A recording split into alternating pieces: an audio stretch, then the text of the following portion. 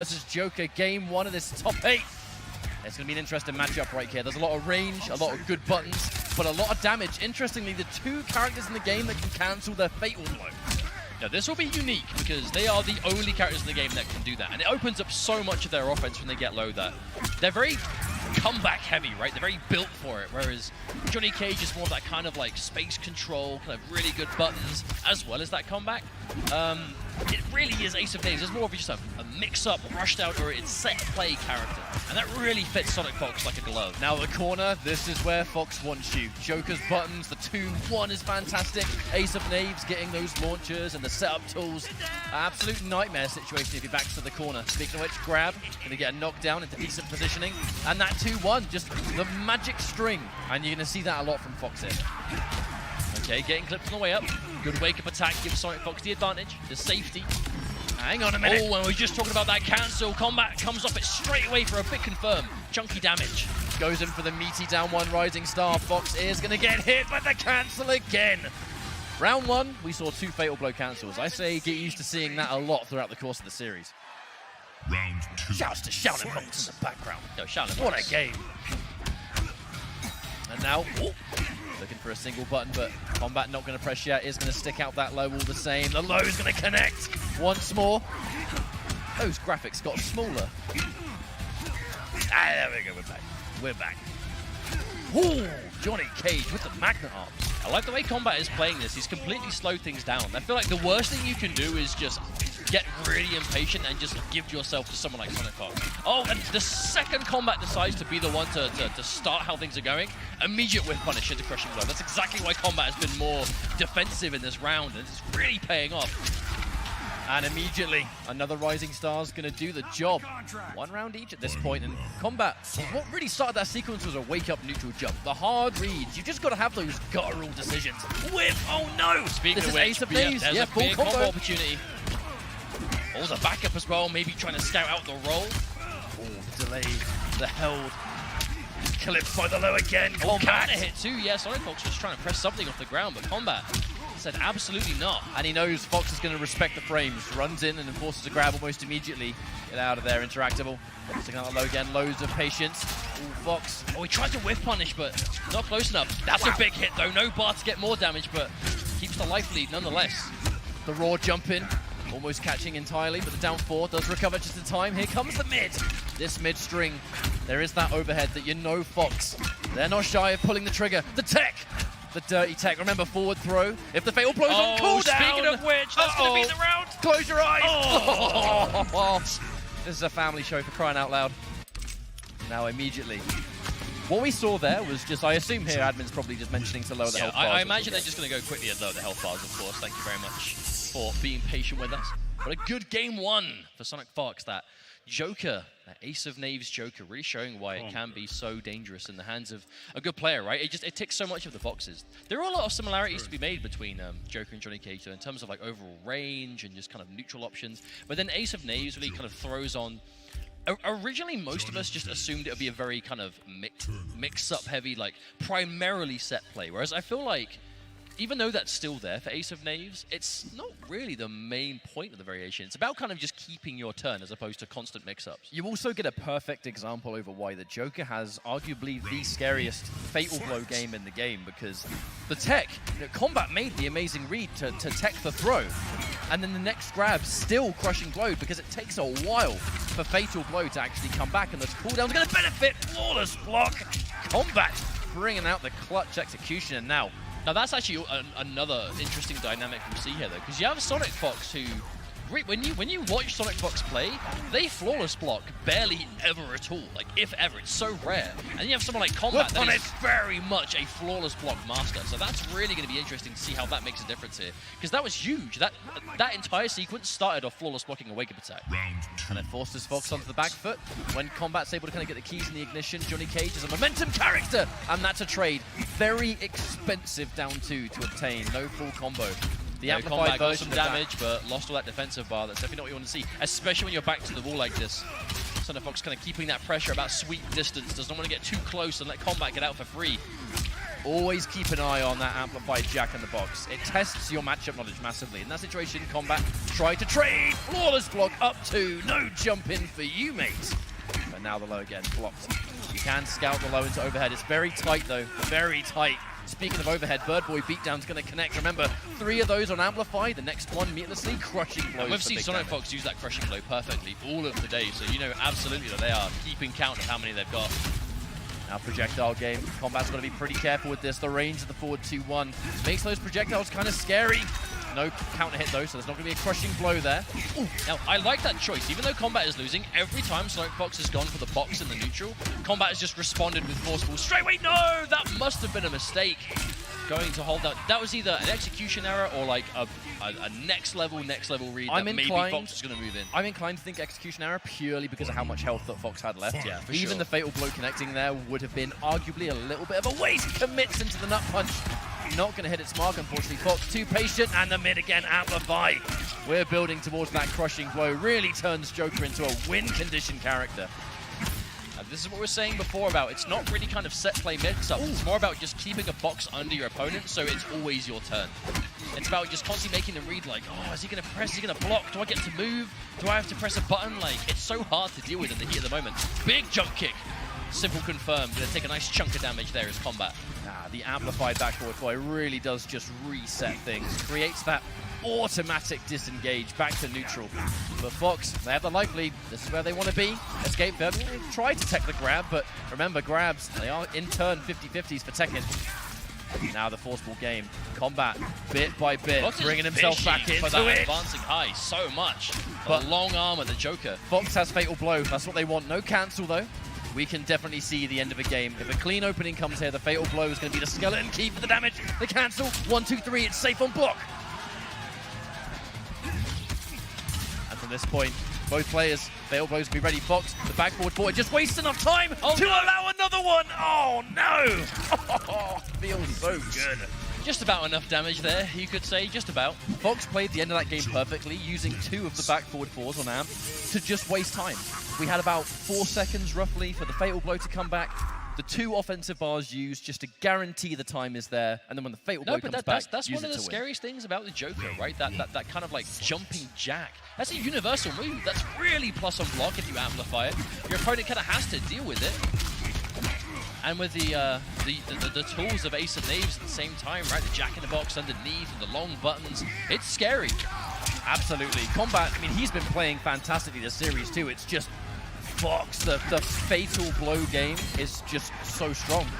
And it's really kind of that trump card. 2 times in a row. Challenge the amplified jack in the box and you pay the price. No punish. I mean, that could have been much more than it was. Oh, okay. No overhead. Fox is really fishing for that. Bird Boy beatdown. Really wants to get the crushing blow ready. Fatal blows at play. Oh no! Asking you shall receive. Okay, so this does like 1 billion damage. I wonder if this is actually going to kill. It is one of the highest damage fatal blows in the game. Oh. My word, have a look at the damage. Oh my goodness. That's a lot of damage for a 2-hit confirm, Mustard. Bruh, 2 hits into fatal blow, 43%. Let's go. The Joker's not very fair, is he? He's a mean guy. The Joker doesn't play fair. Here we go. Potentially match point here for Fox. That's huge. Cane that is to the huge. chin. That cost him his jaw right there. Here we go, more amplify. Every single time that connects, Kombat's going to sweat more and more because the damage of the crushing blow. That's Speaking another of which, one. I think that's it. The crushing blow must be there by now. And one more clean opening. Kombat's basically dead. Oh no! Okay, was one off. Even SonicFox thought it was going to be there, but Kombat throwing a lifeline. Okay, I can actually maybe make a comeback. Get some dash cancel. Remember, this is outtake. There's no camera. There's no shades crushing blow. To wear projectiles, that jump kick hurts big time. And just right there, Kombat a little bit lost. Don't do it. Surely not. There we go, yeah. But I say there is a 0% chance. Were you expecting like the jack in the box into Mercy? Oh, yeah, can we talk about this fatality for a second? I mean, it is sick. I love it. My favorite part is like right before the sign comes on, Joker's kind of like, oh, and then he just goes like that. See it? I had to give you guys the narration because we can't hear it in the venue, but you know what I mean. Custom sound effect on KNM. Now, you know what that means? That means that SonicFox is in winners finals. Guaranteed. Can we say we're surprised? No. Not at all. However, Fox did say, coming into this tournament, Fox did say, I am going to be playing Joker, and I want to win World Championship with the Joker in 2 separate games. And now guaranteed 3rd place, minimum. That's the worst Fox can place now, because if they lose in winners finals, they're going to losers finals. They lose in losers finals, they're 3rd place, bet like next time. But what a perfect way to kind of set up what is the last tournament of this pro competition season is SonicFox has played so many characters throughout the year, and Joker really has just fit them so well as a character. And to see them gel with Joker and be able to succeed against like the best level competition, it makes me really happy to see. It's all about the grind. It's what has made Fox so famous. Not only in Mortal Kombat, but all of fighting games is just their mind. The ability to truly like explore every inch of a game and use character picks that maybe other people might have maybe written off a little bit, or maybe they just don't believe in so hard. Fox has always had this unique way of looking at NetherRealm games, right? Like it's kind of like an in-joke within the community of like a SonicFox tier list, because it's always peculiar compared to what weird the is a generous word for that. You could say compared to what the general community is thinking at the time. But the thing is, whenever you look at a SonicFox tier list, it's less about the placements of the characters, and it's more about just listening to Fox explain their view on specific characters at the point, because that is like gold dust of information for anyone looking to kind of like understand the game at like a better level. Because then this is what that leads into, right? Fox comes in with very interesting character choices and weird variations that you haven't seen before, and Joker is like a new version of that, right? New character, new game, and that is what it is. But moving swiftly on, we have another one of quite possibly one of the highest level matches I think you can get in our community. We have Beast Coast's Dragon versus Console Gaming League's NinjaKilla. This is a match we have seen multiple times through the year, and it is something that never fails to disappoint. Dragon is the premier Cetrion player of the world, right? And that is impressive accolade, because there have been a fair few Cetrions through the year, but Dragon always seems to rise to the top and really establish himself as just that next level, right? Not to say there aren't other good Cetrion players, but the proof is in the results. And NinjaKilla is just that absolute perfect example of an online player's success story, right? For those of you living under a rock that haven't heard of NinjaKilla, he was just an online player back in the MKX days. Very young competitor, very young guy, here with his family. Shouts to the family of NinjaKilla, obviously, here in the crowd. Supported him, as always, throughout the year. But he started as just an online player, just played online and beat everyone's ass online, and everyone was like, damn, this guy's really good. But, there was always that air of, kind of pessimism from some people, like, is he really that good, or is it just online? Now here we are, about a year and a half later, and he's one of the highest seeds going into the World Finals. Dragon is the brick wall of defense, and NinjaKilla just oozes natural skill. There is just so many amazing small details that go behind his decision-making, his reactions, optimized knowledge, the smallest little thing that happens in a matchup with like a Liu Kang. Liu Kang is his favorite character. We know that NinjaKilla can play multiple characters, but Liu Kang really is his bread and butter. It's the character that put him on the map in Mortal Kombat X, the best execution we had ever seen, blowing everyone away. Liu Kang was hard to play in that game. To do the optimized combos and hit confirms, that was hard. And NinjaKilla just made it look like it was not. Very few players can make the hardest execution in the game look that But easy. that is what we're going to see. Liu Kang versus Cetrion. Now, NinjaKilla has actually been playing Variation 3 Liu Kang today as well. Now, that's the one thing that makes me the most interested about watching NinjaKilla is, again, that willingness to thoroughly master a character. And if that means playing all the variations, so be it. I mean, if you're going to have a favorite character, it makes sense to at least try them out. I had a chat with NinjaKilla yesterday, said, why do you pick Variation 3? What are the circumstances? Ravens, and he said, when the low Bible doesn't serve a purpose, V3 is betrayed him. He betrayed the balance of all things. Okay, here we go. It's Beast Coast Dragon, CGL NinjaKilla.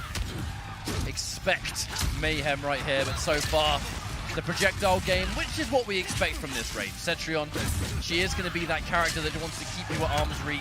She can play amazing footsies, and we know Dragon can. But NinjaKilla's going to look to get in and establish.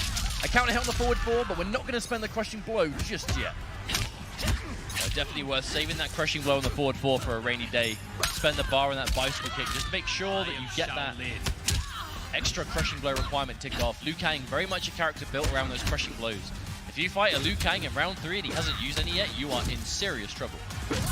I always use this term kind of like a win condition character, and Lucang's definitely one of them. If you aim for the crushing blows in round 3, then you just have this ultimate advantage, which is kind of hard to beat. The raw jump in, those airborne projectiles do make your jump ins a little bit harder to anti-air because it can stop your jump at any point. But now here comes NinjaKilla, the staggers, bicycle kick, and we're going to spend Amplify to tick towards that crushing blow. Similar to Joker, 3 amplified bicycle kicks, the next one crushing blows for damage. God, I always forget that front throw has that like little extra bit of damage when you hit the floor. And I'm like, oh, he survived it. Oh, never mind. Fight. But good first round for NinjaKilla. You have to remember, since the last time we saw them play, wow, that knowledge. Get that rock out of my face. Cancels almost immediately, just to create the forward 4 game and expand it further, but that's going to be a full confirmed for Dragon. That's a knockdown. Natural barrier, deceivingly active as a move. One of the best specials in the game, absolutely, but push back. Dragon just wants to keep NinjaKilla as far away as possible. The rush down on NinjaKilla is so scary, you just don't want to mess with it. Flying kick, that's really good knowledge from NinjaKilla. If you do hit that air fireball, you can go for a flying kick and still block in time. Almost like bait your whip punish, because it looks like you're unsafe, but you actually are completely fine. Escape failed on the throw. Music to Liu Kang's ears. That's a grounded confirm. Keep things unbreakable. Speaking of unbreakable, nice chunk of damage into the restand situation. Barrier blows up the startup. Fatal blows in play for NinjaKilla. That is all he needs. I really commend the patience from NinjaKilla right here. He's normally known for amazing anti-airs, but it's just not extending. Gets hit by a jump kick from Dragon at this health, he might die. Just being really careful. Like I said, he has that fatal blow. He still has that crushing blow. Throw as well. Oh, speaking of which, just enough. All about going in for Now, those you know, grabs. the scariest thing about that game, right, is it's so useful when characters hold on to a crushing blow and can kind of like build their offense around it. That was the only crushing blow we saw from NinjaKilla in that whole game. We didn't see the bicycle kick, we didn't see the uppercut, we didn't see the forward 4. The only one we saw was a throw. I mean, we but saw the a fact counter that it was hit. held onto for so long is enough. You have this character that just wants to get in your face and just give you a hard time. It's so strong. Even with that one crushing blow, NinjaKilla, absolute surgical with using it in practical gameplay. Just waits for the magic moment, and it takes a lot of discipline to be able to do that. We're going into game number 2 now, and there's the reversal punish. You've got to watch out for some of those projectiles at range, because the flying kick will punish it. Okay, and again, teleport just to get out of the corner. Nice little chunk of damage just to finish, and the knockdown, giving Dragon positional advantage again. Swat Cetrion, she plays for the range. Punish! No bar beater. either. Yeah. Now that's actually also NinjaKilla's awareness of resources. You notice he doesn't really do many kind of like neutral flying kicks just like out of nowhere. A lot of these like done on reaction to the boulder startup and stuff like that. But if he sees you haven't got resources for big damage, he will take risks. Because what are you going to do? Like 12%? Why should he care? All right, neutral crouch. Clean finish there for Dragon. No need to go for anything complicated there with the life that was left. And it's going to be, I really foresee in this matchup, this is going to be the match. You know, it's going to be NinjaKilla trying to close in the space. Dragon playing footsies when necessary, but ultimately, if I have range over you, I don't want NinjaKilla anywhere near me. Historically, NinjaKilla has had the best Flawless over... block. Wow, that was incredible. Has had the best over Dragon in a number of the sets this year, so you know Dragon. Now, this is the biggest stage. Dragon is going to want to be able to really finally seal the deal in this environment. You know that's what he wants. No better place to do it. Sledgehammer. Oh, he tries the reversal punish. Little bit of a mishap there from NinjaKilla, misjudging the frames perhaps. But it's going to be a full punish. Wake up buttons all the same. Liu Kang, and there's just something about this character where players can be on the money. Conversion as well, trying to jump out. And we go for that restand situation. Fatal blows in play for NinjaKilla again. If he can land it clean, confirm. Dragon is like on the cusp. He's like less than 1% away from his own fatal blow. Oh, now he's there. That's going to put him there.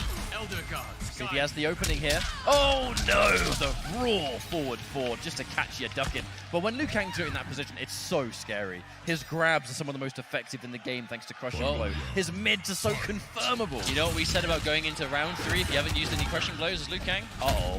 That is exactly where we are. It is party time for NinjaKilla right now. Dragon has to be impeccable on defense. Well, in the recent patch, let's not forget Cetrion, her far teleport costs 2 bars of defense. Now down 2. Say goodbye to your teeth. And that's huge. To get that defensive bar out of NinjaKilla, it means that Dragon can now be more aggressive and not worry about it. Just take the damage where he can.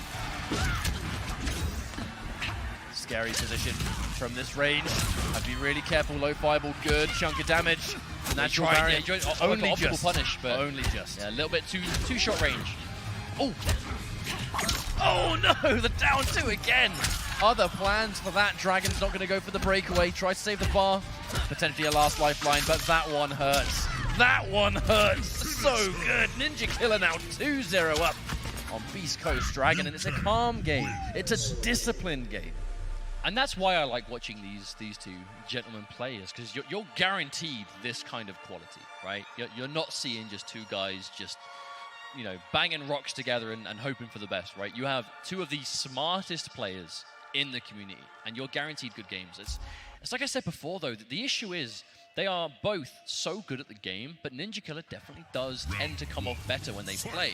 So that's kind of more of what we're seeing right now, right? There have been two very good games, but ultimately NinjaKilla is taking it again. And you know Dragon doesn't want that to be the case. However, But he Dragon, has to turn it around right now or it's too late. he's in a tricky position. He has no choice but to get 3 games back-to-back on someone who's just 2-0'd you very comfortably. It's quite a tall order. We'll see if Dragon's able to use the knockdown to guarantee a teleport out. And that is what I was getting at earlier on before I was interrupted by the crushing blow. Was just How rude Cetrion of the game. She had to spend 2 bars of defensive bar to escape the corner now, which means that Cetrion players, they kind of have to look for some more quirky and innovative ways to escape a corner without spending all It your just meter. don't work the same anymore. Oh, that was a really important breakaway from Dragon.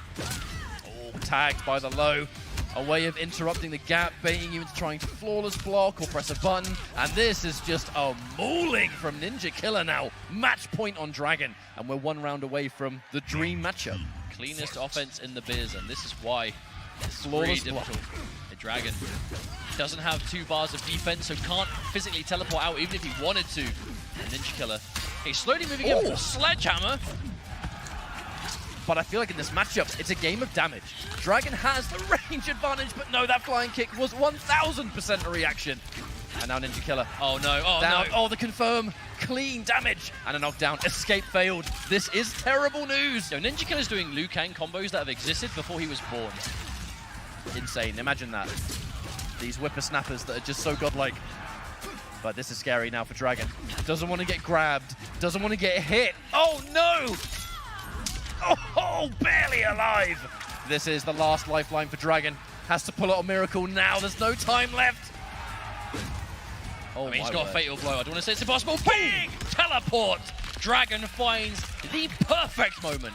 Spends the fatal blow, absolutely worth it, and steals the round right from underneath NinjaKilla. That was a needle in a haystack teleport. The perfect time.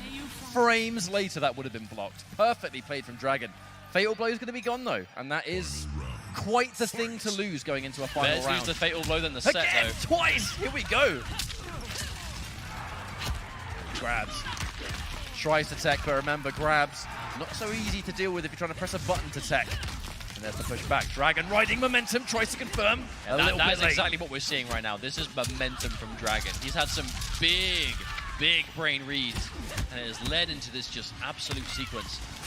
You have to watch out with the natural barrier, putting yourself minus. That's a confirm, but again, no counter hit, so there's no launch.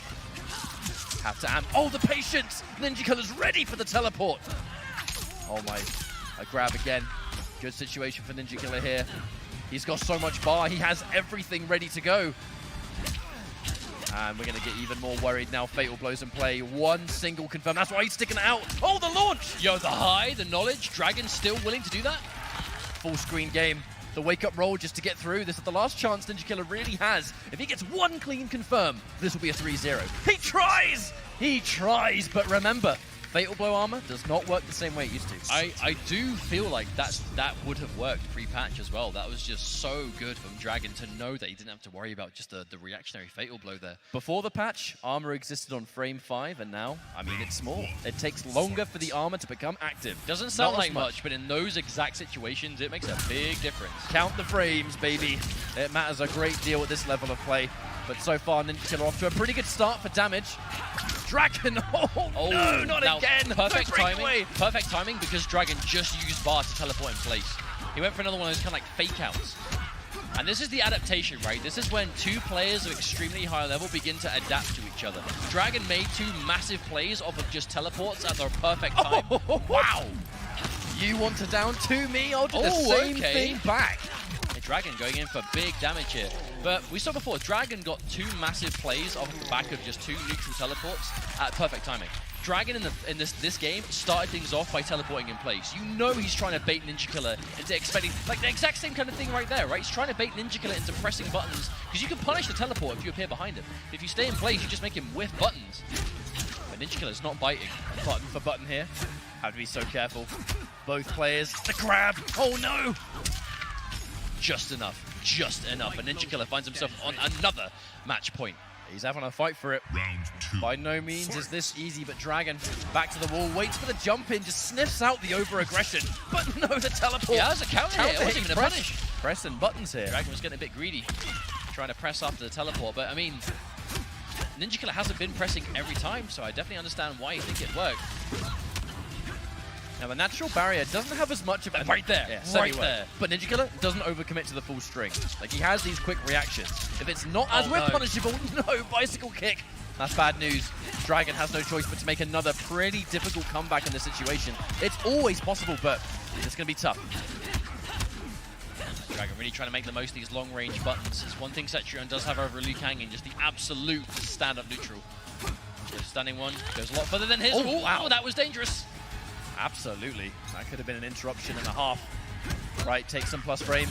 Here comes the low to punish. Very punishable. Dragon. What a punish. Knowledge. Remember, you can duck the amplify on the low shot. Walking into these boulders right here. Most likely trying to flawless block them. Get rid of that chip, take away some of that advantage. But Wait a second, Dragon. Dragon is fighting back, Mustard, and then some. One more round, and we're going to tie this on thing match up. point time after time, and Dragon just refuses to die. He wants that winners finals. He can taste it. 1 round away from tying things up. That's it. That's all it takes. There's one hell of an opponent in his way now in NinjaKilla, though, who is going for those short ups. He's really looking for like the Hell's Wrath and those arcing projectiles to just whiff nicely. But the interruption, unbreakable. Yes, indeed. Decent chunk of damage into position there for Dragon. Jumps into a fireball, but that's all right with the health he's got so far. And NinjaKilla, he doesn't overextend. At this level of players, they rarely stick out full strings if they know wake-up roll's a thing. It's just not worth it. Stick out the individual button and confirm it if it comes out. If not, stay safe. But now Dragon again. Damage here and there, but he will consistently be out-damaged by Liu Kang outside of crushing blows. Goes for the play once more. Has to hold his turn. Scary situation. Back to the wall and no bar for a bar Look at teleport. the patience from Dragon. He is not pressing anything. Individual buttons, floor spot from NinjaKilla, the grab, good stuff. And sending far away, which is what we want. Dragon using it as a chance to find out the corner. Fatal blow, it's locked and loaded. Oh no, watch out! This is scary now, NinjaKilla. One clean opening, and this is game over. And That's not going to kill, but it's going to be chip territory. That last breath might save him. One more opportunity, and there's the bar spent double. Dragon brings it back 2-2. This is ridiculous. Come on now, Dragon. One more game, and you know there's going to be a lot of I am energy. so happy that he brought it back. Because this is a match that most of us are expecting to see at like every tournament, and it's usually here, right? Winners side top 8, Dragon, NinjaKilla, like, yeah, of course it's here. But no one wanted to see this be a 3-0. But not only is it not a 3-0, we might have a reverse 3-0. Round 1. Only at the World Finals, Final Combat 2020. Come on. First hit and first blood's going to go to Dragon. NinjaKilla. They've kept character and variation all series long, and that, I think, it really shows the confidence. This is less about the matchup and more just about player versus player right here. He's going to get a knockdown. What's the pressure? Getting hit individually. That's an easy confirm, though. A bit more momentum heavy than we've seen in previous games. NinjaKilla, much better for him now. Dragon looking for a whip punish. Oh, no! That was a huge surprise. Another bar spent. That's now 2. NinjaKilla. Oh, the flawless block! You hate to see it, but no damage to kill, and Dragon finds the moment. There's surely no chance he makes this comeback. There's no chance. Don't say never. He's got a fatal blow. I wouldn't write it off. And with the button, Cetrion. Oh! The mobility. This is Cetrion. She's so seen as a zoner, but she has so much more than that. Her footsies are impeccable. She is a hybrid through and through. When played optimally like this, absolute hybrid. But Some NinjaKilla, long-range buttons, good keep away, but you finds can't win himself. with only one or the other. he finds himself on match point for another time, but so consistently, Dragon has been bringing the set back, kicking and screaming. And now, they just consistently trade, wait for each other's turn. He can't lose. Liu Kang's on the Shaolin Monks machine. Look, he's got that support. See the crushing blow. Oh, I think he heard you. Full combo now. NinjaKilla doesn't quite get the bicycle kick. This might be a costly drop, you know. Maybe. You hate to see it, but it might just happen. No damage again. Consistently. Oh. Disrespect! The disrespect! Gives a counter hit. And Dragon, he just wants out. Good damage there from NinjaKilla back to back. Oh no, this could be disaster. But that fatal blow, you can never count out a full screen set you're on with that fatal blow. Least of all Dragon. He's fishing for it. Oh, that could be a whip punish. Oh, speaking of which, NinjaKilla fights the fatal blow. And Dragon goes down to the loser's bracket. It is gonna be NinjaKilla versus SonicFox in our winners finals at this final combat. Can you really say you expected anything less? Like, that was a insanely competitive match. Dragon really gave it his all, but it's just ultimately the second Liu Kang, there's just this damage factor that is rarely matched in this game. NinjaKilla knows how to really fish for it. The second the fatal blow becomes a possibility, all of his main buttons just become death on hit. And NinjaKilla just had that one moment. Yeah, it's so difficult. It really is, especially in the hands of someone like NinjaKilla that you know has like so, like you said it, right? Natural skill, natural talent, which is also something that Dragon has. But the character choice that NinjaKilla has, right, in this Liu Kang is, you know, a very strong character, and there are many good Liu Kang players around. But NinjaKilla's like personal blend of like absolute thorough knowledge of the game, knowledge of Liu Kang as a character, and ability to put those big brain, big risky plays, hard to do things into actual like practice. And we saw stuff like that, right? You give a play like that, crushing blows to load, fatal blows to hold on to, and you give him fly kick reads and crazy like air fireball possibilities, and you are gonna just see magic happen. And that's exactly what we saw there. Dragon, credit where it is due, was so close to bringing it back and taking that in that game 5. You know, that was 2-0. That was a good, quick 2 games for NinjaKilla, and Dragon said no, that is not gonna end there. I mean, there's a significant difference in damage, and that does matter in this final moment. Just clipped. And you'll notice NinjaKilla, he wasn't sticking out the entire string. It was just 1-2 standalone.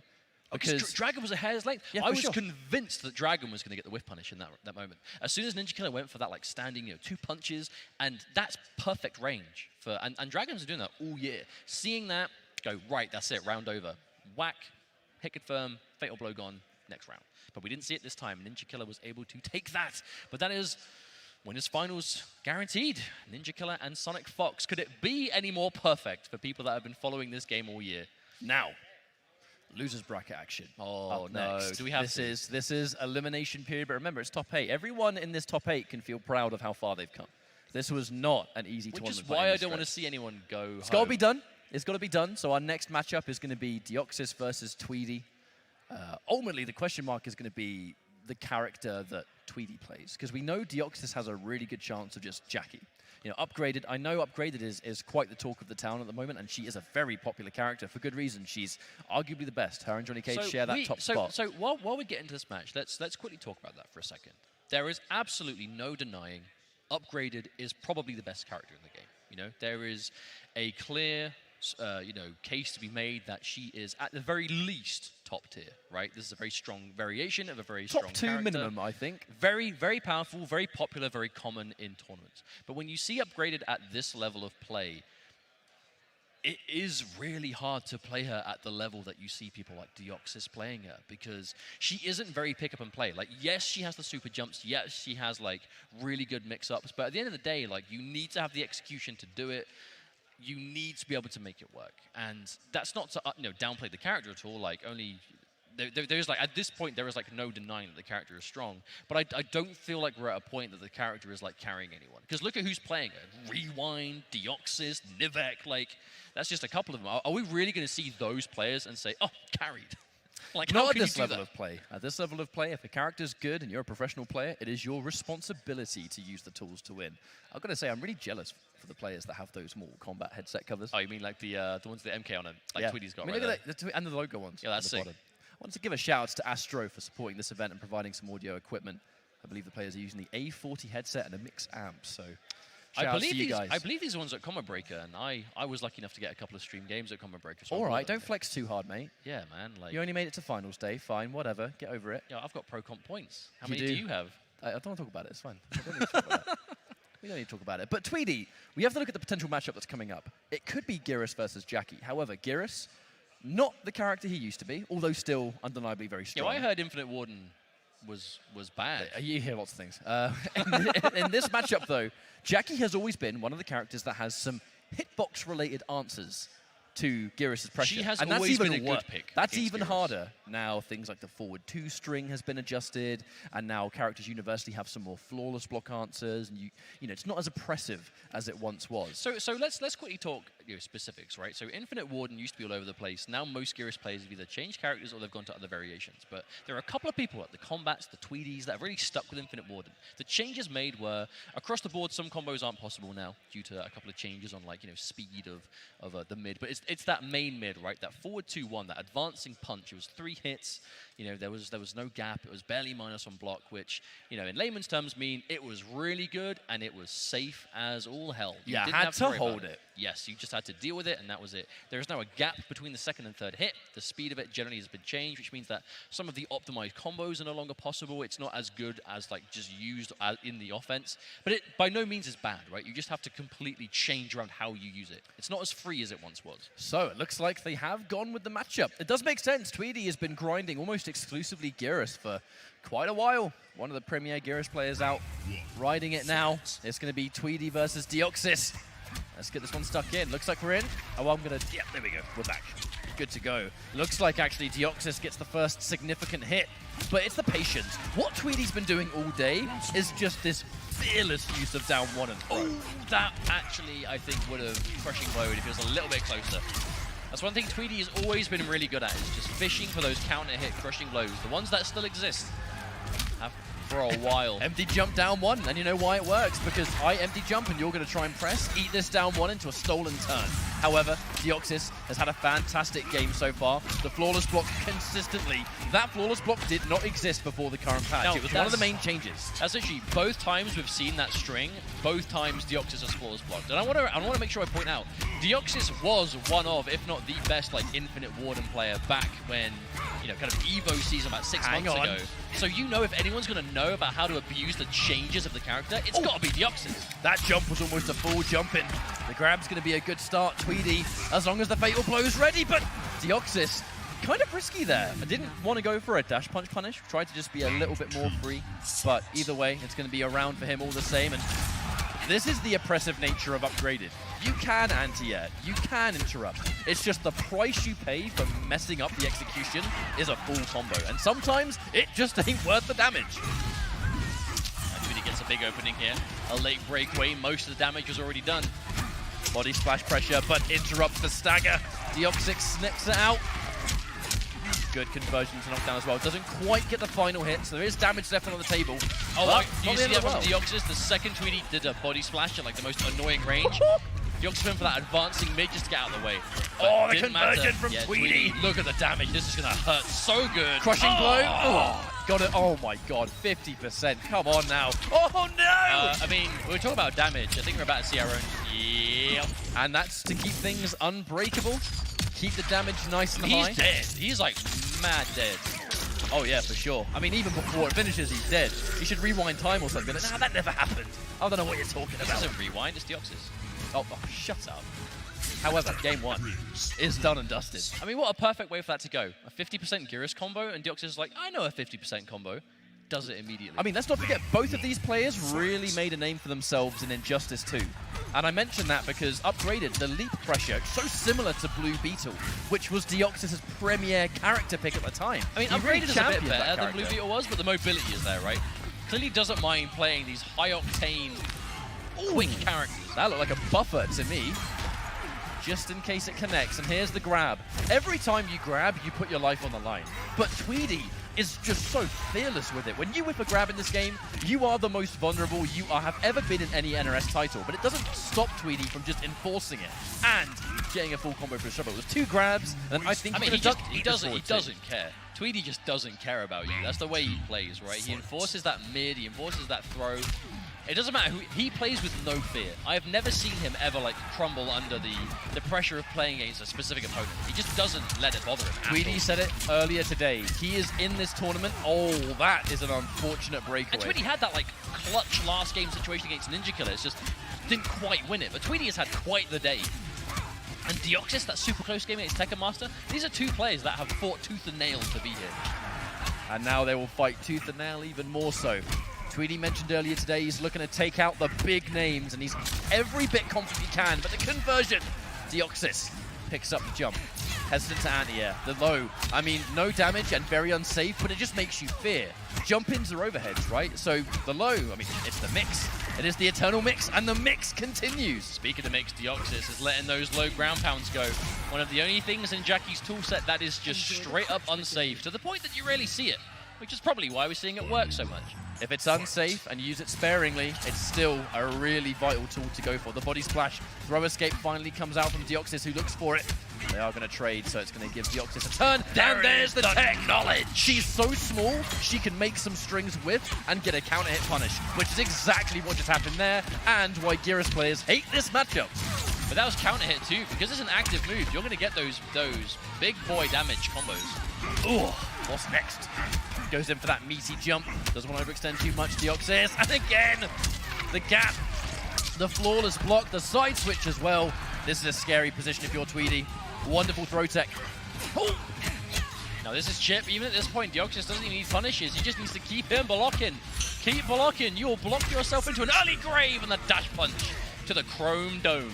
All right. Geras, that's 2 games to 0 now. Deoxys looking absolutely unstoppable. Not at all surprising to see him with this level of matchup knowledge, right? Deoxys, he was one of the best Infinite Warden players back before Upgraded came out. Of course he's going to know how to abuse this matchup. Now, this might inspire a character change. I think Tweedy is looking for it. He's going through the roster. He plays a simple and effective Geras. And there's the Baraka. Did you hear it? It was Baraka. Baraka. His first ever pick. I just think of what happens, and he plays a very effectively but basic Geras game. The moment you have that knowledge to make the main strings that Tweedy uses with, it kind of shuts down that whole game plan. So I think he has felt forced to go for a character Tweedy change. just has that primal Baraka, but it's Berserker. What? Okay. Well, question mark.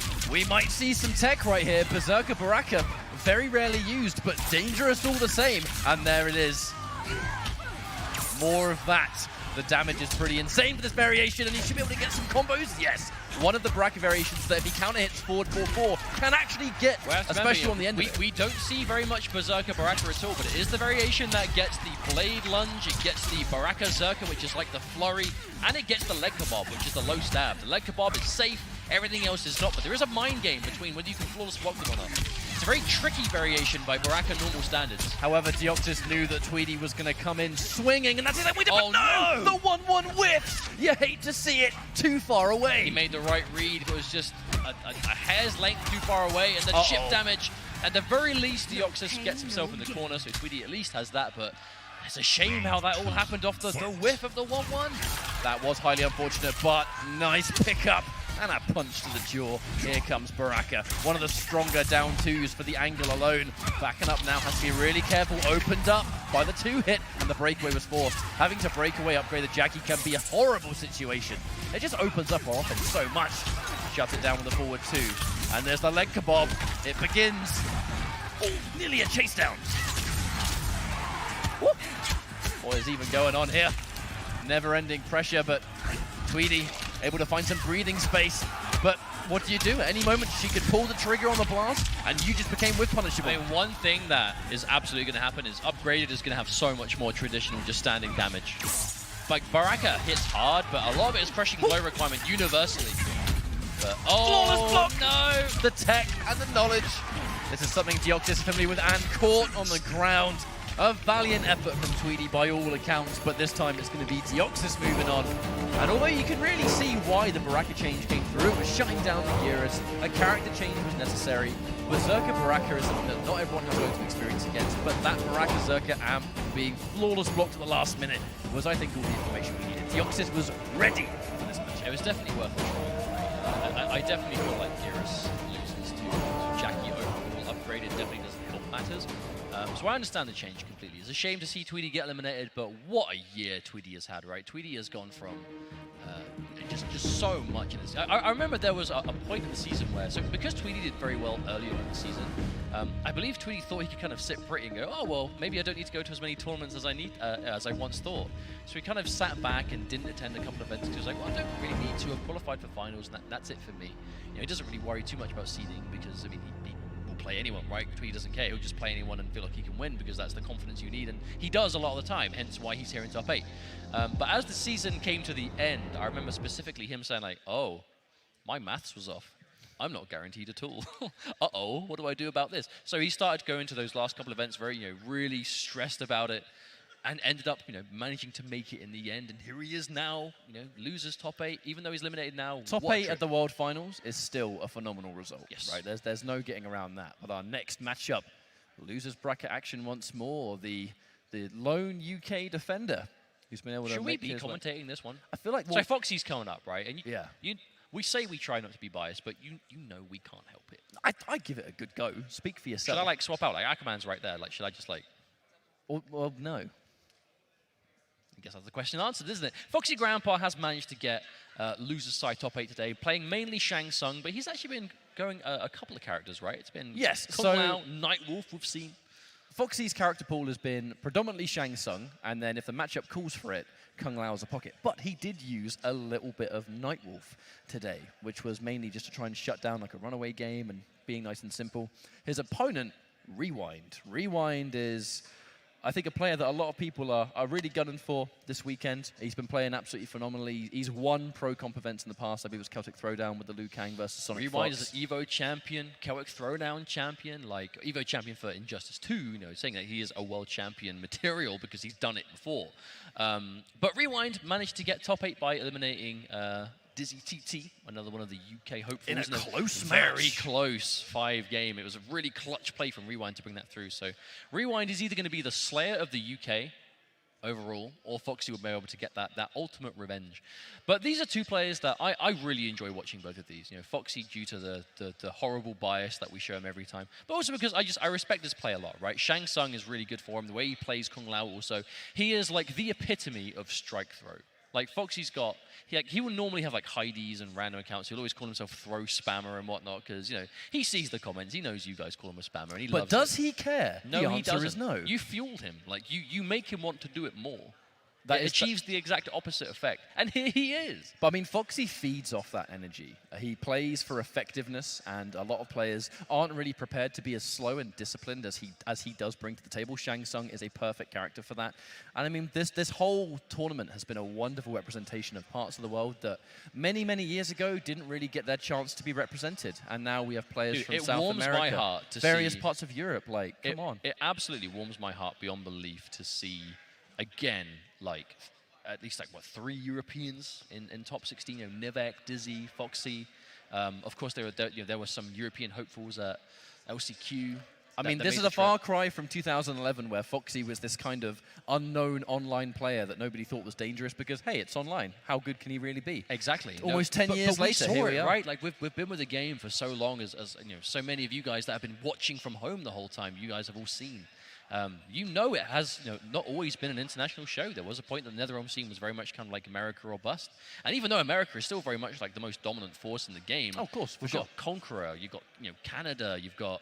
I mean, honestly, shout-outs to Middle the South East, American. Russia. I want to say shout-outs to the South American Mortal Kombat scene. They have a underratedly large classic presence too. They consistently to this day have ultimate MK3 tournaments that have numbers that can trump a lot of other tournaments in the world. It is remarkable stuff. But I do believe now the handshake has come through. We should be loading in real soon.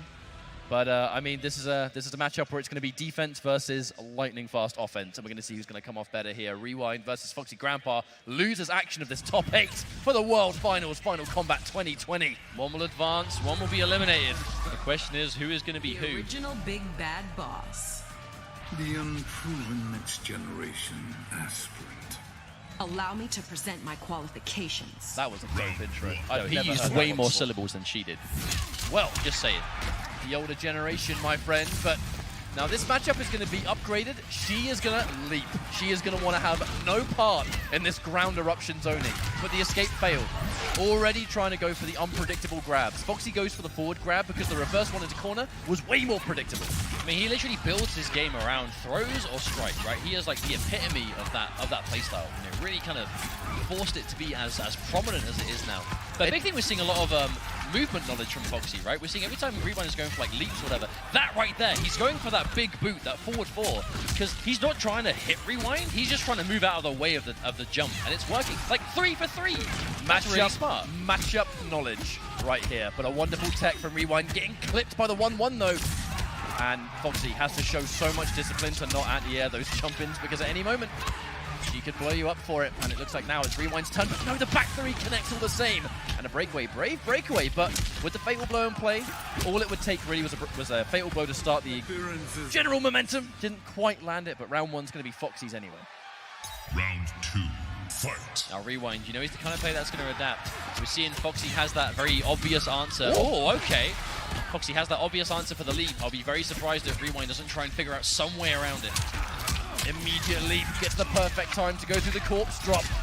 It is going to enforce Foxy to go for a lot more prediction corpse drops there. The close ones just in case the leap, but grease kick as well. It's so many ways Jackie can get combos in this variation. It's crazy remarkable. Clipped again. Looks like some more. Foxy, I think, just going for the hard reads of the neutral duck, and it's not working at all. Rewind's going to get the second round here. Rewind, that is exactly the round he needed. After that first round being so controlling for Foxy. Oh, and Foxy tries to get out of dodge by finishing the string, but Rewind chases him down nonetheless. Now, this is the scary situation. You just have to wait for your moment to strike. But upgraded, she has 1,000,001 ways to do it. The flawless block again. Really good trade for Foxy, getting a little bit of his meter out. 2 breakaway with punish on the 1-1-4. And here comes that ground eruption, full screen. Back you go. But now Rewind. He's just looking for that magical leap. Foxy waits for it. Oh, threads the needle. Magic range. Gets out of the way with the crouch. Foxy breaks the jaw. See you later, teeth. But it's not over. This is Jackie Briggs we're talking about. Damage. Fatal blows in play. Oh no, clipped. Are we going to see a leap? Are we seeing that? Wow, Foxy. I know you want to leap. How about that? You're not going to say, I don't want to jinx it, but Foxy normally having such a grab-heavy game, he's normally the one that falls victim to the constant down twos, but it feels like today he's been the one dishing them out instead. I mean, no, that's actually one thing I've noticed is Foxy is known for playing very by the book, very kind of like by the rules, right? He's very strict, very calculated. But today he's still playing that way, but he's willing to make these big decisions, right? These big wake-up jumps, these big just hold down and get that crushing blow. And I feel like that might be an element to why he's doing so well today, but does not mean that this is done by any means. Rewind, more than capable of bringing this back. It's been 1 game and a first of 3. We have plenty left to go in this set. Now, rare sight. You're going to see, I feel like we're going to see less grabs in this matchup purely because the chances of being absolute point blank, it's just less. Rewind doesn't want to put himself in a position to get grabbed here. He wants to be mobile. He wants to be airborne. Oh my. Flawless block on the dash punch. We'll take it. And now commits to the forward 2-4-2 because it just moves Shang Tsung so far away. Hard to whip punish. And now the pressure breakaway being used means you're kind of at the mercy of it. Oh. Rewind tries to be a little bit cute. The reverse grab again, more damage. And now Fatal Blow in play. Cannot count this character out, especially when Fatal Blow's ready to go. Dash punch at the start of it. Can't confirm. Every single hit here could be a confirm if he commits. Hang on a minute. Oh my god, corpse drop. Oh, the trigger! There we go, Fatal Blow. The trigger is pulled and Rewind. Actually, will that do enough? It's a couple hits first. This should kill, right? Yeah, he's definitely dead. Yeah, an early confirm means it's completely unscaled, really. And I got to commend the patience there from Rewind, where Foxy went in, assumingly that was because I've been defensive the whole game, you're not expecting me to go in. That's exactly how the last game ended, was that Rewind, I don't think, was ready for the jump free at all. Oh, just clipped by the arse end of that ground eruption. But from this range, Foxy, 2 forward dashes. You think you've caught the defensive flow? He just dashes in and grabs you. It really throws off your momentum. Wow, nice. That's a perfect range. Rewind, recognizing the punish there. Down 1 to interrupt, stealing a turn back. Shang Tsung getting a couple of % of health back, but commits to a projectile, and that's a jump in every time. Drop combo from Rewind. Every time Foxy does a single projectile, he is dancing with the devil here. The damage for upgraded is so insane, and Rewind making the perfect reads. Oh my word. Speaking of which, flawless block comes through again for Foxy. Plus frames. Ooh, short hop.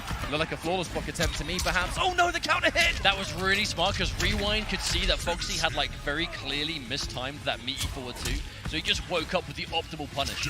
Wake up with a crushing low launcher? Absolutely. If you're going to mistime it, you will pay the price. Rewind takes a game back. We might have a really good set on our hands here. We can see some adaptations. Rewind. He's not being as crazy offensive. He's just looking for the moment. He's trying to catch the rhythm of Foxy's projectiles. He's being wise to it quite a lot, but now the ball's in Foxy's court. He's making the what? Get back down here.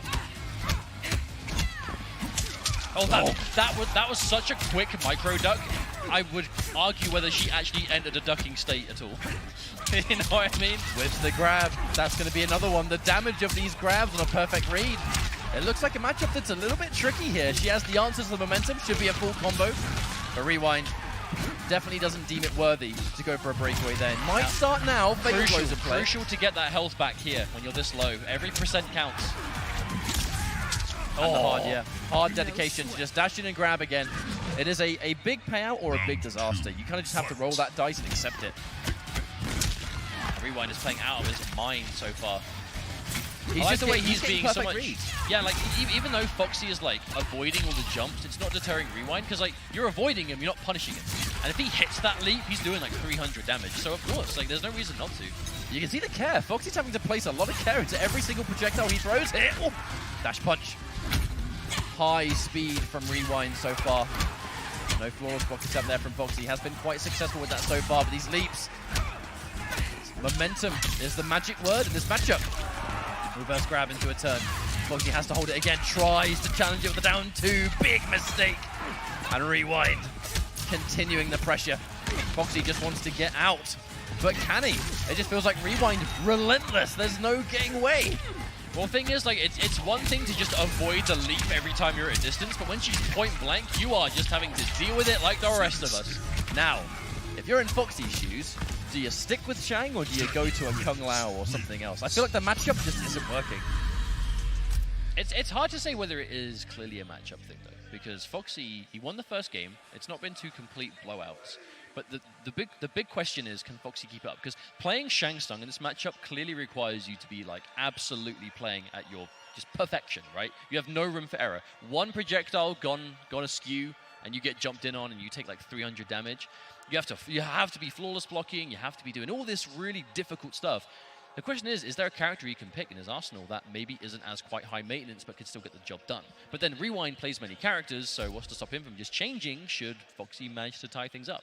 You have so many questions to ask and not enough answers in the heat at the moment. Well, Foxy, he's going to ride the wave with Shang Tsung to the bitter end. We'll see if he's going to be able to adapt here in any way. But so far it's Rewind, who's just been in full control all the way through, and it looks like, again, history's just repeating itself. He's point blank, and that's where he's going to stay. And the reactions, there's no way Rewind's not going to get blocked on that overhead. Nice little micro dash underneath the jumping, but Rewind answering back with an immediate dash punch. Oh, hits him, but wasn't confident in the ground eruption. So this is a scary position for Foxy. Going to be quite the miracle comeback to make. Has to hold all of this, and grabs, I mean, they become extremely dangerous when you're this low on life, and now it's going to be either hit, match point for Rewind, and he's just riding all the momentum. This matchup is so heavily focused on Rewind, looking for that one opening and just sticking to him like glue. He's playing the matchup perfectly so far. Foxy just has no room to breathe. Oh, just try to just raw jump from point blank. Rewind, he wants to end this now. He's got somewhere to be. Oh wow, just a straight up slap on that forward two. Such a long range punch. If he can ultimately just keep, that looked like a bait to me. He did the short one, that was really smart. And he did the short leap, and he cancelled it immediately. He is wise to this plan, but no breakaway for Rewind means this one's going to hurt 37%. But Rewind, a leap, a dream, and a fatal blow can totally win this round still. Foxy doesn't want to overcommit. Especially if he threads the needle and gets over the ground eruption. Here he goes. Scary times here if you're Foxy. The low. Rewind risking it all. But all he needs now is one clean opening. Foxy defending for his life.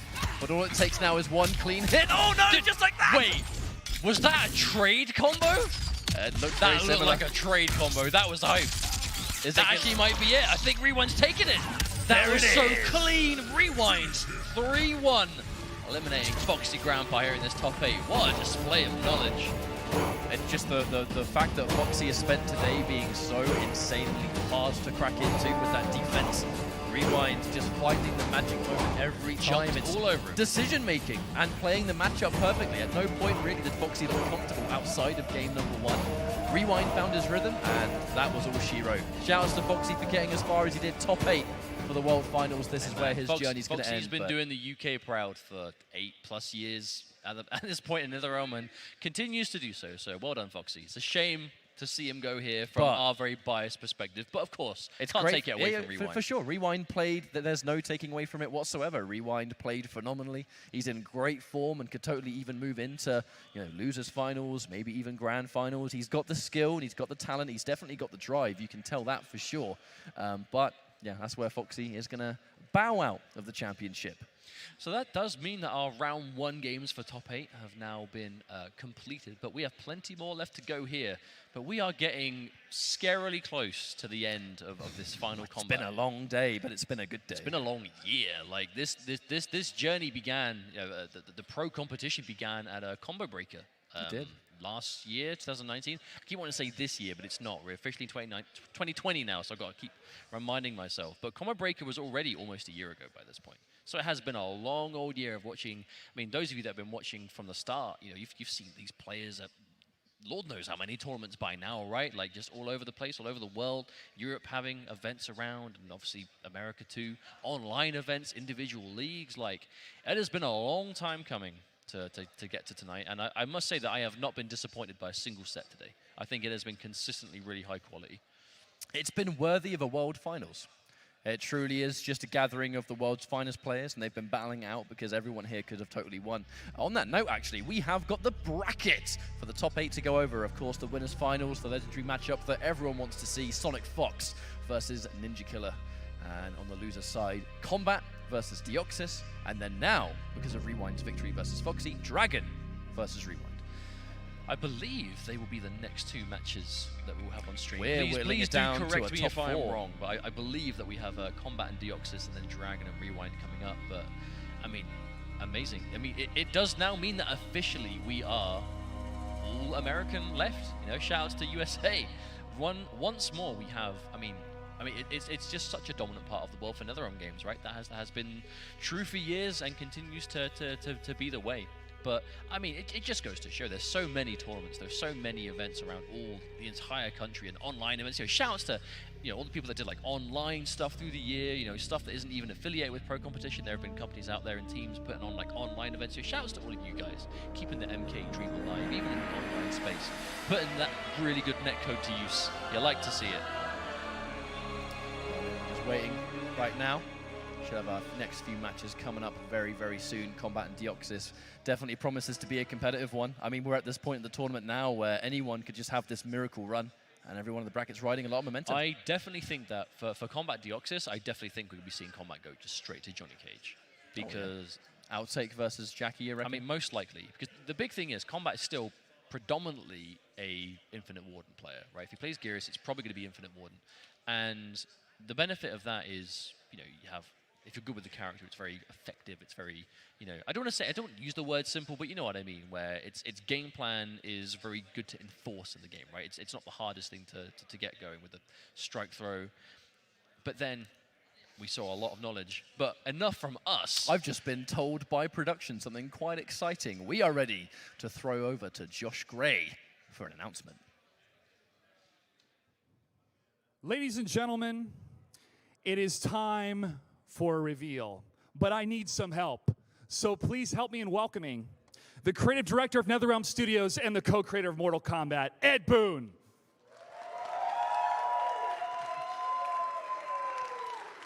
Ed, it's great to have you here. This is a big moment for many, many fans when it comes to comic books, when it comes to history. But first of all, I'd like you to kind of take the stage and let us know what's happening on March 17th. Oh, March 17th. Well, you know, Spawn is going to be available on March 17th. This is a character that, you know, has been talked about being in a Mortal Kombat game since Mortal Kombat 9. You know, every single game that we do, we've had guest characters, and everybody's always saying, you got to have Spawn in the game. You got to have Spawn in the game. And we actually, you know, we're waiting for the perfect time to do it. Cannot wait to show you guys the gameplay in terms of how he acts, and also the special guest that we have as far as the authentic Spawn. This is like to our team, you know, to have Mortal Kombat game without you know, Keith David as Spawn is we just couldn't do it. Ladies and gentlemen, it is an absolute pleasure and honor to introduce Mr. Keith David. Hey, thank you. Hey, Josh, I mean, and thank you to all you Mortal Kombat fans. I love that. And we love to be a part of this. It's fantastic. Now, Mr. David, could you tell us, maybe a couple fans out there who are not as familiar with Spawn, who is Spawn as a character? Well, Spawn is a soldier named Al Simmons. And Al Simmons, at the moment of his ultimate demise, makes a deal with the devil and becomes Hell's Spawn. And, you know, what I love about him is how it doesn't work out exactly the way he thought it was going to work. And so he winds up doing some really nasty stuff for really good reasons and all that kind of stuff. So, I mean, he's so wonderfully complex that you can't help but to love him. You know, what's not to love about Spawn? Really? Right, Spawny? Exactly. He happens to be kind of the embodiment of the road to hell is paved with good intentions, if you will. Oh yeah. So you were able to voice this character a couple years ago, we'll say, and for you to come out as this character, again, being released right after Joker, it's almost as kind of a play in between the schedule of what characters are being released and how much Spawn likes or doesn't like clowns. Am I right? You know I hate clowns. Oh, I love it. Okay. All day long. Now, Ed, when it comes to showing the gameplay with Spawn, I mean, as you said before, your team has been working behind the scenes. This has been one of the most requested characters. How does it feel to finally be able to reveal this character in a Mortal Kombat title? It feels great. You know, like I said, our team has wanted to put Spawn in since forever. And, you know, as we were having our discussions about it, you know, we said, we got to have Keith David's voice. We got to have it. You know, it's not Spawn without his voice. And so we got that. We were lucky enough to get that. And, you know, when you see him and you hear him interacting with our characters, it's there's something special for us as, you know, fans of Spawn since he, you know, was created. To see him interacting with our characters is a dream come true. And for you to be back in the voice booth to bring this character back to life, if you will, what was that experience like? Well, as Al Simmons was resurrected, I am so happy to be re-resurrected in this character. You know, Spawn is one of my favorite characters in the world, and so it was. I'm more than happy to be back. That happy doesn't begin to describe. I'm like hellaciously happy. Ladies and gentlemen, I'm sure all of us will be hellaciously happy as well as we finally get to see the reveal of Spawn in Mortal Kombat 11. Let's take a look. All right.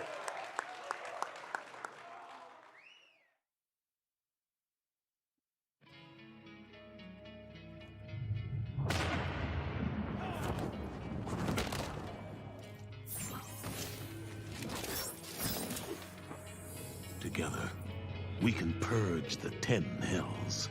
Only if you follow my lead. All due respect, that's not in the cards. Fight!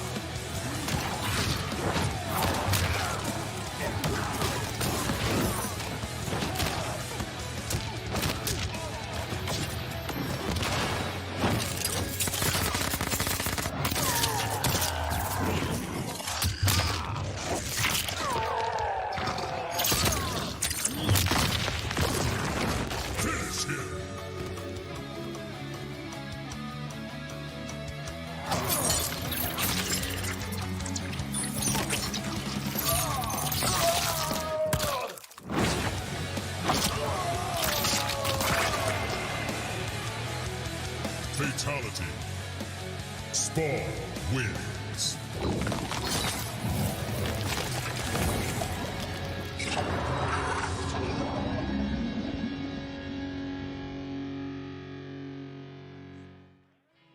That's what I'm talking about. Wow. Wow. Ladies and gentlemen, was that worth the wait?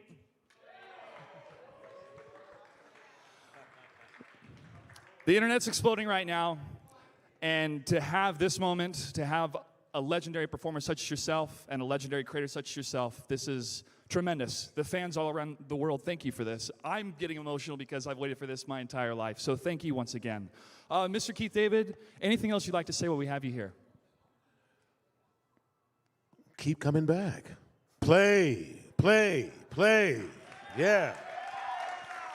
Well, thank you very much. Ed? Thanks, mate. This is, like I said, this is a dream come true. We are as big of fans as Spawn as you guys are. So, you know, again, something that putting Spawn in our game has been a dream come true. Our team has been, dying to do this for years now, and this is really just kind of like the culmination of all that. So we can't wait for you to get your hands on him when he's available on the 17th. All right, thanks again, gentlemen. And once again, everybody watching, make sure to pick up the Combat Pack, which is now 60% off, and Spawn will be released on March 17th. And also, that trailer featured 2 unreleased tracks from the heavy metal band Trivium entitled 9 and Scattering the Ashes. Okay, folks, we still have a couple more matches before we crown ourselves a champion, and we're going to have one more reveal a little bit later, Ed, so I look forward to that as well. Thanks again, folks. Spawn, March 17th. We're going to take a quick break. We come back. Oh, no, we're going to the commentators. The match is about to begin. So let's head on over to the commentators. Take it away. These video games won't play themselves. No, that's it. That's all about that. I mean, we've had to just get through that, which is insanely ridiculous. I hope you guys aren't disappointed. You know, that Spawn has been something the community has wanted for a long time. We hadn't seen that trailer before then too, which is always the best way of doing it. I mean, as an MK9 OG, Ed definitely isn't lying when he says that the community, literally since 2011 or maybe even before, was really in high demand for such a legendary character, right? And it's nice to see him in full force. So I do hope that when Spawn comes out, you'll have a lot of fun with him. But that is slightly down the line, as for now we have a final combat to finish, and we have some of the best players in the world ready to go in this losers bracket action. We are still down here in the losers bracket, which means if you lose here, you are eliminated, and we have some of the very best ready to go. I mean, up next, some crazy madness going on. I believe it should be Kombat versus Deoxys. I believe it's Kombat Deoxys. If my memory's not the worst yeah, in the look, world. perfect timing. Look behind us. You can see those like pixelated images. It's like, I'll make it out. I was good thing I've got my glasses on. Yeah. I got my glasses on. But we talked about this matchup just a little bit as we were loading in and getting everything ready to go. It's, well, Kombat likely to go straight to Johnny Cage, and Kombat really being the first Johnny Cage of Mortal Kombat 11, when Johnny Cage was not necessarily the new hotness, and it definitely was a kind of shadow of There was a what big he question is now. mark over what Johnny Cage was at launch, right? There was a lot of kind of like disparity within the community as to whether Johnny Cage was even good. And now, fast forward the clock's a year, and he's pretty much top tier. There's kind of no real two ways about it. Privilege of this man. Players like Kombat have been using Johnny Cage the entire time. Even back when the community was quite divided and didn't know if the character was even good, remotely usable. Kombat was playing Johnny and was like, no, he's definitely at least good for these things that I'm using him for, for certain characters or matchups or whatever. And here he is now making it work. And the reason we're talking about Kombat's Johnny Cage is we just saw Deoxys versus Tweedy, and Tweedy was playing Gearus the whole way, which is another character we know that Kombat plays. Kombat has pretty much been Gearus and Johnny Cage, but we saw Deoxys, who himself was a Gearus player once upon a time, against Tweedy, and it was quite a dominant 3-0 because of a lot of matchup knowledge. Deoxys thoroughly seems to understand exactly how to exploit what has been nerfed about Gearus and what makes the character struggle in their matchup, right? Jackie versus Gearus has always been a bit of a tough one for Gearus, really, in the eyes of a lot of the players, and we definitely saw why here. To the point that I'd be very surprised if we saw Kombat stick with Gearus himself. As we load in now, kind of hard to make predictions. If I were to put you on the spot right now, Mustard, and say, who do you think is going to win this? What do you think it will be and what's the score? I kind of got my eye on Kombat, though. I feel like if Kombat is playing Johnny Cage, which you know he is, I feel like we've seen Jackie versus Johnny a lot. Like, these are kind of like two of the arguable, best 2 in the game, right? And Kombat made it in as the final qualified player for the entirety of Final Kombat. I'm going to say Kombat and 3-2. he has more than really proven his worth in this tournament bracket. He has gone through the gauntlet. He remains in the bracket right now. This is the later stages of the tournament. Players battling out for top 4 status. Let's get this started. Whoa, Jackie Jacks, I was kidding. You'd better hope so. Oh, damn, we missed some context. Let's not go down that rabbit hole. Well, either way, we're kickstarting things. It is going to be Outtakes versus Upgraded.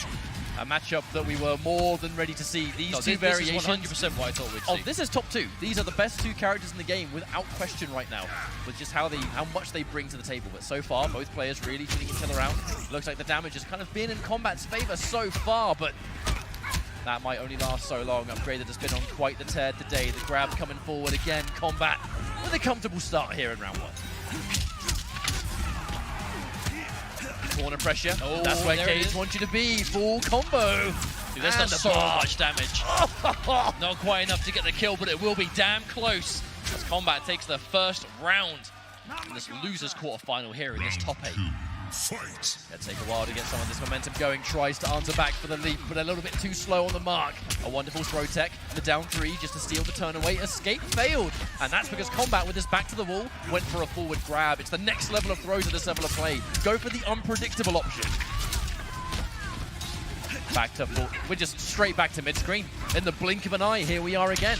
Walk up grab. The mini mids that Jackie brings to the table. It's the sweet spot. It's where Johnny Cage wants to be. He has the range advantage. He can go in for those punishes, all the in-between. We're going to get a full screen situation again. But no, there is no full screen that Kombat wants any part in. No force balls to be had. He wants to be point blank. He wants to end this game right now. But here comes Deoxys. He has fatal blow. It's possible. Oh, you see him backing up, trying to bait swing out Kombat on Wake Up. But now chip damage, a very serious threat. But there we go, the buffer from Deoxys. Perfect spacing. Buffering buttons in this game, doing it from a range where the only way they'll come out is if they hit. And if they hit, you can just buffer the max damage option, and on whiff, nothing happens. The instant low, the tricky stuff from Deoxys, and the comeback. I mean, I'm not surprised he made the comeback because it's Deoxys, but it's still damn impressive. He was so far behind on life. Yes, it cost him his fatal blow, but absolutely worth it. 1000%. But now Kombat fighting back, sticking out those lows once again. Rising Star out of nowhere. Hello. Woo. Again, 2 times in a row. Doing some respectable damage at the same time. Rising Star, the strength of it is that it's safe on block if you amplify it. There comes the pressure. Restand situation. Deoxys. Keep momentum. You barely even saw the duck come out. That was like Neo dodging bullets in the Matrix levels of micro-duck. Trying to tell you that when you're ready, you won't have to. All right. Oh, no! No, the execution error. Could have been a lot more punishing than it actually was. That scoop and jump punch as well for Johnny Cage. Kombat to make his jump-ins really ambiguous.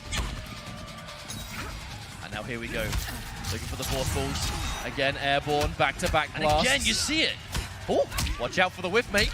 That one was close. Both players. Oh, nice and weak with the confirm. Oh, so my goodness. The clutch coming out from Kombat. Johnny Cage, the original fatal blow cancel character, still has those crispy conversions. I mean, you said it, right? That was a clean confirmed combat. He went for that knee into the cancel. You know he was looking for just that. At the very least, be blocked. Saw it hit, saw that Deoxys had jumped, and was ready to convert. That was perfect. Looks like they're going back in again. I know we could potentially try and lower those health bars, but the reality is this is late in the tournament. No interruptions. I mean, yeah, it's a shame that the graphics obviously are overlapped, but we're Final Kombat. We are absolutely in the later stages. We do not want to take these players out of the zone. Under no circumstances, but there's an immediate confirm again. Deoxys. All right, yeah, we're just going to cash out some damage almost immediately and remove it from play. That might be the first time I've ever seen that interactable comboed into. I legitimately can't think of a single time. Oh, the pickup. Rising Star. It's good. No need to amp it yet, though. The bar, really important. Staggers the individual hits. Those kind of single hits, I mean, if you stuck to the string, great. But if not, have to just roll with it. Take the plus frames or anything you can get. The grab's going to connect again. Ooh, so many highs. Deoxys, just in case he sticks out a string, it's not worth trying to whip punish unless you walk right into it. And it's that patient game. Very minimal force balls will come out from Kombat because, again, all it takes is one touch. kinda like this. And there it is, a round down again. Deoxys gonna take it. That's exactly why you're gonna be seeing Kombat being careful to throw these projectiles. You throw one at a bad time and Jackie has just jumped all up in your face and you've lost like 30% of your life into a situation you don't want to be in. Now this is that scary moment. Watch your toes. Gonna get clipped. Here comes some of that damage again. The flawless block on the anti-air, but no meter to up 3 or up 2. Oh, speaking of flawless blocks, yes, Kombat responds in kind. There's a thing or two about that himself. And this is a big lead for Kombat to have throw tech, but even at this point, even like the % or 2 of damage is enough for Kombat to keep that lead going. Try to anti-air, but a little bit too late. Oh, was that a drop from Deoxys or trying to bait on the breakaway, I wonder? Trying sometimes to get damage. No. Yep. Unlikely Deoxys is going to use breakaway there. I mean, the reality to make a comeback, yes, the fatal blow's in play, but it deemed a bit more useful going into the next round with more resources. And now everything we need, the clean blast into the air, breakaways forced. Again, Kombat not in a good position. You don't want to be out of defensive bar against Jackie because this happens. Oh my, it's all over the shop. Deoxys just flying in from here, there, and everywhere. Kombat trying to fight back, but down over half life. And we've only just started the round. And it's the pressure over and over. Instant jump into the low. It's just so risky to block a low when the jump-ins come as often as they do. Oh! Uh-oh. Could have definitely been potentially more damage on the table. Signs of potentially Kombat being a bit nervous. Max range dash punch into the crushing blow, and that was a swift way to turn it around. Yeah, Deoxys looking good. Yeah, looks. I think the players are now being told about lowering the health bars. Happy they let the match rock though, as opposed to just like taking them out of it. But we're gonna be going and sorting that out most likely. But still, one game apiece. This is exactly what we're expecting to see. You know, that we have seen game 5s all day, and that's to be expected when you get to this level of competition. But still, it has been pretty incredible. There's a minimal amount of the force balls coming out from Kombat. This is normally a variation that you see picked because of the zoning, because of the ranged game. But Kombat, it's honestly, not really that kind of matchup he wants to play. He wants to have the safety and the damage, yeah, but it's all about Rising Star, having that kind of poke up close that you can do safe. Yes, you can make it whiff if you have the matchup knowledge, and in certain situations it's not safe. But Kombat, he's really going to put himself in those positions. This is as close as I think we expected. But that's the thing, whenever you watch Kombat play, like, I don't think he really cares about the force balls. Like, yeah, he will use them, but I definitely think he's playing this variation for Rising Star. So you have to remember, the reason that's such a big deal for Johnny Cage is it's effectively like his fast mid, right? It's safe on block, there's no gap when you amp it. But almost immediately, Deoxys has other plans. And it kind of makes total sense. Your choice is to go in almost immediately. She is a rushdown queen. It's the entire reason you pick this variation. Tries to flawless block, but the whiff. Kombat doesn't want to overextend. The grab's going to be good. Full screen again, but that's only going to last for so long against a character like this. The force ball's coming out at a safe range, but just like that, he's waiting for the jump in. Kombat, Rising Star, chip by chip so far. Both players on similar meter at the same time. And very few grabs. All about those buttons. Taking it in turns, you know, one after the other. I press, you press. That kind of just to reset to neutral, but then again, oh, okay. Oh, wow, that clean interruption from Kombat. Just make you wonder. So you can see it again, there's the bait, the flawless block. Deoxys was ready for it. Oh, that's genuinely surprising. Even more surprising that Deoxys did not amp that grease kick. He had the bar for it. That would have been a full combo, and with the health that are left, who knows? Maybe it would have been a little bit more. But the choice isn't going to be his. Fatal Blow comes out, and Fatal Blow being used here means no cancels are available later. I feel like, even though it won the first game, it's not been the most important thing. I feel like in this kind of matchup, you just want to take the round. Yeah, lose the cancel, sure, but at least you get the round on it. And I know on Kombat, he's been so good at just those standing jabs to interrupt all this dash. Or this jump stuff from Deoxys. It's been so useful. It's hard to do that too. You have to just make the decision that she's not going to go for that double air shot in the air. And if she does, obviously, like exactly there, that was Deoxys calling out that standing jab that Kombat's been going for. He expected Kombat to interrupt, he was right on the money, and he punished him for it. Bit of a funky wake-up situation there from Kombat, maybe trying to chase down a preemptive leap. But at this health, Deoxys does definitely need to be worried. One of the last bars of amp's going to get spent. By the time this round's over, we're definitely going to get at least one more back. There it is for Kombat, who's just looking to close things out. Rising Star comes out, a clutch breakaway from Deoxys, but at this point, it might not be enough. Oh, you're going to try and go for the overhead on me? Eat this down one. Both players, smiles all round. I mean, these are two players that have a lot of fun with the game, especially when they're against each other. They're two, you know, young bloods, very high execution. Play a million miles They're an very hour. much cut from the same cloth when it comes to like the modern community, and I'm not at all surprised to see them like play this well, but also still be somewhat lighthearted about it. But I can guarantee you, beneath those smiles, there are absolute seriousness. They haven't come this far just to lose here and lose as quarters. But it looks like it's real. Side switch back to mid-screen and a high damage at the same time. A down one squeezed out to strong armor turn in. Kombat's going to get it. And the meter completely identical. Oh, potentially some flawless blocks coming out. Another confirmed nut punch. And that's a breakaway. Expensive way to avoid damage, but Deoxys has no choice but to do it. Oh, anti-air again. Something Kombat has not been shy of, consistently knocking upgraded out of the air like that. Another hit the whip! Oh my goodness. Not only plus frames, but Kombat tried to catch Deoxys, but he jumped. And the fact that he jumped kept him able to punish Kombat. 2 bars of offense spent to keep the fatal blow, a worthy trade. And now it might help Deoxys in what might be the final round for him going into this next game. Definitely needs to get this win to tie things up. Kombat's the one in the lead, but he's clipped again. I mean, I did say I was expecting to see a Game 5, and this is exactly why. But now Kombat's fighting back. Not going to let him get it that easily, but a confirm again. Watch out with your stick out. Launch 3, 4. Nice amount of optimization there. Tries to down 2. Desperation down 2 from Kombat. And the immediate duck. This was not his game. You say he was, it's not quite over yet. Okay. The fatal blow is spent, and that's going to do a big chunk. Now all Kombat needs is one good confirm into nut punch, or a grab and a little bit more. Absolutely can make this work, but it's going to be tough. Deoxys has that fatal blow. Oh! The wake-up neutral jump, shout out to Dan Forden. Oh my god, that was clutch at the last minute. The wake-up jump. Dan Forden came out, gave Kombat the strength he needed, takes the round and goes into match point. Fitting, really. For the wake-up neutral jump, I think that was just signs of nerves. But what wasn't nervous was that neutral duck on the dash punch. Unfortunately, she takes after her dad in that respect. You hate to see it, but here comes the full combo.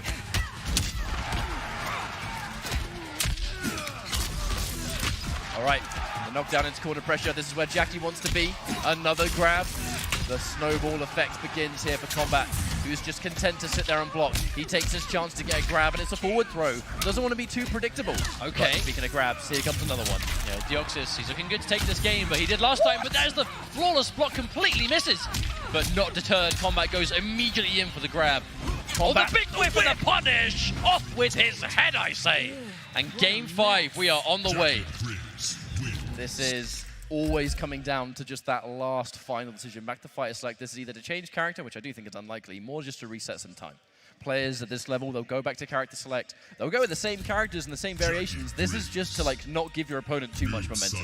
Wait, what? He shook his head. I mean, Deoxys plays a lot of characters, and this is Game 5. Like, this is one game territory. We're officially playing for one match and one match alone. Kombat knows how to play the entire cast at the same time. He's having a good hard think about it. There are so many picks you could potentially who have we seen Kombat play this season alone, right? We've seen him play Geras, pretty much all the variations of Geras. Johnny Cage since day one. We've seen Shang, we've seen Baraka, we've seen Cetrion. Kombat he plays a lot of characters. What can I say? But it looks like he's going to be going back to it. I imagine it's still outtake. When someone's feeling momentum, sometimes you just need to take it away from them. And if that goes into the realms of character select, then so be it. Yeah, Kombat's going to go back to outtake, the immediate dash-in grab, and we are indeed in our final game situation. This is losers, so one of these players is going home. Kombat did that? Just raw shadow kick? He is trying to send a message for this last game. That's it, Kombat. He's the perfect blend of natural skill and just the largest risks you've ever seen. He's just not afraid. He plays with his heart on his sleeve, and it's reflected here. Here comes the down 3, steals a turn. Deoxys gets a grab, which could be the start of disaster. Clipped it again, dash punch conversion. Any damage is good damage in this position. And he's fine back, clips the low. Watch your feet again. This is all guaranteed damage too. That life lead even further put forward. Deoxys gets the throw tech. Safety of the Rising Star. Kombat still very much in the lead. But this is Jackie. Oh my god, that was clutch. Any other character would have fallen victim to it, but the fatal blow in play. Deoxys can still make this comeback at any given moment. One hit. One hit. Oh, One hit. no. The fatal blow will do it. One hit. Deoxys is absolutely not out of this. Oh, that could have been it. Going in for the leap. The risky stuff into the low, and the low 2 times in a row. Match point for Deoxys. Deoxys, he is throwing the kitchen sink at him at this point. He is pulling out all the stops. What an offensive insane upgraded, just so dangerous. But making a comeback like that, it starves momentum. It puts Kombat immediately on the back foot. He has to shake that off, but he gets hit by the leap anyway. Dan Thornton comes back again. Uh-oh, big hit. Breakaway, has to come out. 24% after a breakaway, though. I mean, that's still damage you don't want to take in this situation. Deoxys, anti-air, the clean from Kombat. Gets a combo drop, though. That might be bad news. Commits the whole string anyway. It is going to hit its mark. The low has had a 100% success rate. Second bar spent, it is Deoxys. Restand, and the kick, but no bar to kill, but it's so close. Goes in for the jump in. This might shred the health and the dash punch. At the last second, we went all the distance there. But it's going to be Jackie. It's going to be Deoxys doing UIU proud and then some. That was a crazy good series. But shout outs to Kombat. He was the final qualified player. He more than proved his worth in this tournament. And he finally got a major, big result at the very end of the season. He was a slow starter. The talent was always there. And he finally cracked into that top 8 at the World Finals. But this time, it is Deoxys moving on. Oh, Deoxys just played absolutely mental that entire set. I mean, it was 3-2, not quite in the way that I originally predicted, but if I'm being completely honest, that could have absolutely, especially with what we saw there, Deoxys just on that next level of just readiness. You know, one of the first real upgraded players that we saw when the Variation 3s came out and people kind of looking around, you know, maybe picking up new characters, maybe picking up new variations of their existing characters, and Deoxys saw upgraded, saw that movement, saw that mobility, and was just like, damn, I want to play that. And he did, and here he is a couple of months later, rewarded with just, I mean, he's got the skills. The skills to pay the bills with this upgraded pick. And he moves on in this loser's bracket. Securing, I believe, is that top 4 secured. Yeah, this was that situation. Yeah, I'm trying to see the bracket in my head. I'm trying to make sure I'm not wrong, but I'm pretty sure, like 90% sure that it's top 4 secured now for Deoxys. But what a result. You know he's going to be happy with that.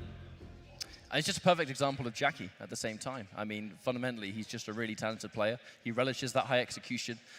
Jackie's just such a wonderful character for that because she just gives you creativity. And creativity, options, you know, you've got different combo paths if you want. You can go with different launches if you want. She's got the built-in side switches. She has more combo options than I think almost anyone in the game, really. Yeah. In terms of what you can do you want to be unbreakable? Do you want to go for like the crushing blow ender? Do you want to knock down from close range? Do you want to knock them away? Do you want to go for like, you know, delayed Oki? Like your options really are just limitless, you know, especially if you've got the ability to get them done. So our next matchup should be Dragon versus Rewind. So now, we're going to potentially see a little bit more Jackie. She's been... Oh, we will. She's Rewind, been the 100%. hottest of the hot topic today. But it's a matchup which... She's the best character in the game for a reason. You know it's a what I mean? matchup that like, Dragon has been extremely versed in the Jackie Briggs matchup. He's gone against almost exclusively Jackie today. I mean, he hasn't lost to a single Jackie player. Preparation. He's ready for this matchup. He studied it the hardest. He looked at his path. He was like, I'm going to fight a lot of Jackie today, I think. So he really was as prepared as he possibly could have been. Combined with the fact that Cetrion can fight upgraded quite effectively. You know, she's got the range, she's got the buttons, but importantly, she kind of has moves that have those diagonal angles. And if a Jackie's constantly trying to jump in at you and she's constantly trying to just get that inch, those downwards diagonal kind of projectiles, they stop that movement. And they are wonderful at shutting down momentum-based characters. That's probably been the biggest thing to do with the matchup that we've seen Dragon do all day is kind of reactionary instant jump punch. I'm not sure if it's a jump 1 or a jump 2, but we've seen him go for it a lot, where instant jump punch into the beam. You know, we see it so many times just on reaction. Jackie leaves the ground, you do that. Best case scenario, you swat her out of the air and do damage. Worst case scenario, you're fine. But you showed the Jackie player that you're ready for it, right? Which, you know, especially at this level play, when you get people like Rewind, and they're going to see you go for things, and even if it doesn't work, they're going to go like, oh, he's doing that? Damn, I guess that's a thing. Or, you know, oh, he knows this matchup in this kind of way. And it's sending all that information, which might, by itself, save you some trouble down the line. But like we said, Dragon, it's not been free for him today against Jackie players. A lot of like, you know, Nivex particularly made him really sweat for their first match of the day. but he's won. He's won all the Jackie games today. Dragon is looking the most comfortable in this matchup, I think, of anyone today. Make sure everyone at home is following the action. Follow NRS Esports on Twitter for all the information you want, all things competitive MK11. Shouts to Astro for supporting the event with audio equipment, the A40 headset being used along with the Mix amp, and shouts to Roadrunner Records for supporting this tour in general and bringing the good grace of metal. Hell yeah, so competitive Mortal Kombat, I'd like it no other way. But going into now, Dragon versus Rewind, very hard to call. Both players extremely hungry for this. And I think that, honestly, it's another one of those matches that is incredibly hard to call. I think that Dragon is going into this. This is a pivotal match, because as soon as this match is over, we know our top 4. When this match is out of the way, we know who our top 4 are going to be. We have SonicFox and NinjaKilla waiting in that winner's side, in that winner's finals. And we have Deoxys. Yeah, but I was like, I completely blanked on the name. I could see Deoxys' face in my brain. I was like, oh. But Deoxys, of course, on that loser side top 4. Only one spot left, and it's going to go to Rewind or Dragon. Man, I mean, this is just a matchup of Rewind who's hungry. He's hungry for this win, but so is Dragon. Dragon extremely prepared for the Jackie Briggs, that's for sure. The matchup he studied for the hardest. Looks like that's going to be the matchup for another time. But Dragon, he's going to play that range game, keep Jackie away. I stood with Shinnok, Cetrion. I stood for nature's balance. Still counts as taking his side. Okay, here we go. Both players battling out for top 4. Beast Coast Dragon, UYU Rewind. Who's going to take it? Best of 5. Immediately starting things off with that whiff punish. One of the many advancing mids to worry about. And there it is again, back to back. That's going to be Half-Life gone. Oh no, dropped the ender. That's unfortunate. That is. The hard bit was done. And then the final section. Problem is, Dragon has taken a lot of damage already. And this is Rewind's aggression. 2 drops in a row, but this one results in a punish and a loss of Dragon position. opting to save the crushing blow as well. Could have taken bigger damage, but no doubt sees that breakaway. Kept it grounded. There's a big hit for Rewind. They're going to jump in. Natural barrier, so active. An amazing anti-jump tool. Oh! That's 2 times now. Dragon has gone for a poke, and Rewind has just got that perfect jump in at the right time. Dragon, that's it, right? He's going to have to be careful. You can fight characters with like traditionally foolproof anti-airs, but if you time it right and you go for that blast, you're probably going to hit any button in the game. It's so dangerous. A nice conversion into Geisa. Guaranteed teleport just to get out of the corner as well. And it's less about pressure, more about Dragon just trying to keep this full screen game. You don't want to let Upgraded anywhere near you. You know, we've been seeing why all tournament long. But Cetrion has more options than most at keeping her away. Interaction into big damage. Nice little chunk of change right there, but now another conversion. That's where she wants. No anti-air. Very risky to anti-air Jackie Briggs, and it is why she's so scary. You have answers for what she does, but if you miss that execution, or she baits you, you're taking a ton of damage. Well, Dragon trying to backdash to get out of the way, and there's a perfect punish. The round is going to go to Dragon. Raise your aspirations. All right, going to be dominant either way so far in game number 1. Yo, that trophy though, I feel like we haven't talked about the trophy enough today. I mean, I can't That's even like super heavy. I can't even begin to describe how heavy that thing is. It's horrendous. I don't even know if any of our players can even lift that thing, but they will surely try. A conversation for about an hour from now, I suppose, is now. Oh, right in the face. Get out of it. Presses on. Yep.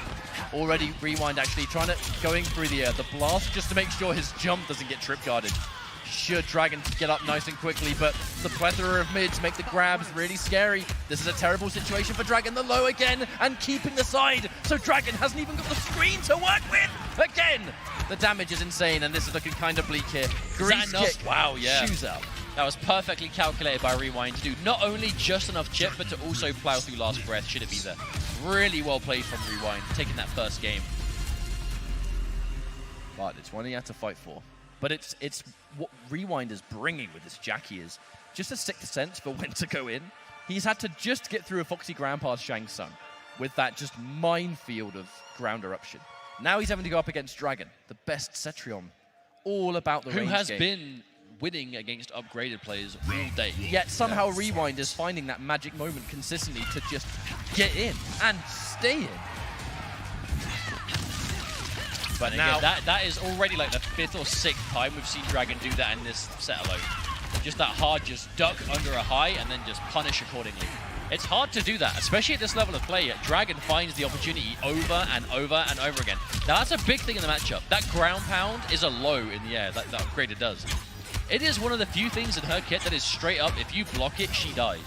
But because it's a low and it's used so sparingly by people, it's not being blocked, it's hitting every time. And which you know is putting that seed of doubt in the player's mind when they face off against it. Oh, wait, what? I mean, she's at full 360, right? Spinning around. She is spinning right round, of course. I wouldn't be surprised if her active frames were across her entire body during that. Right, no punish. Rewind, had the right idea. Dragon, backdash. Oh, breakaway from Rewind. He thinks he can take the round. Oh, and he might have... No! He had the right idea and he got the opening. Also, I like that ender from Dragon, just putting a Rewind full screen straight away. Start the round with the positional advantage. Absolutely. Round 2. Oh, right, what's he going to do from this? Dragon's in the best case, the perfect read. This is now so good. It's going from Rewind making the perfect chance to go in to Dragon sniffing it out and punishing it. That's now twice he's got it.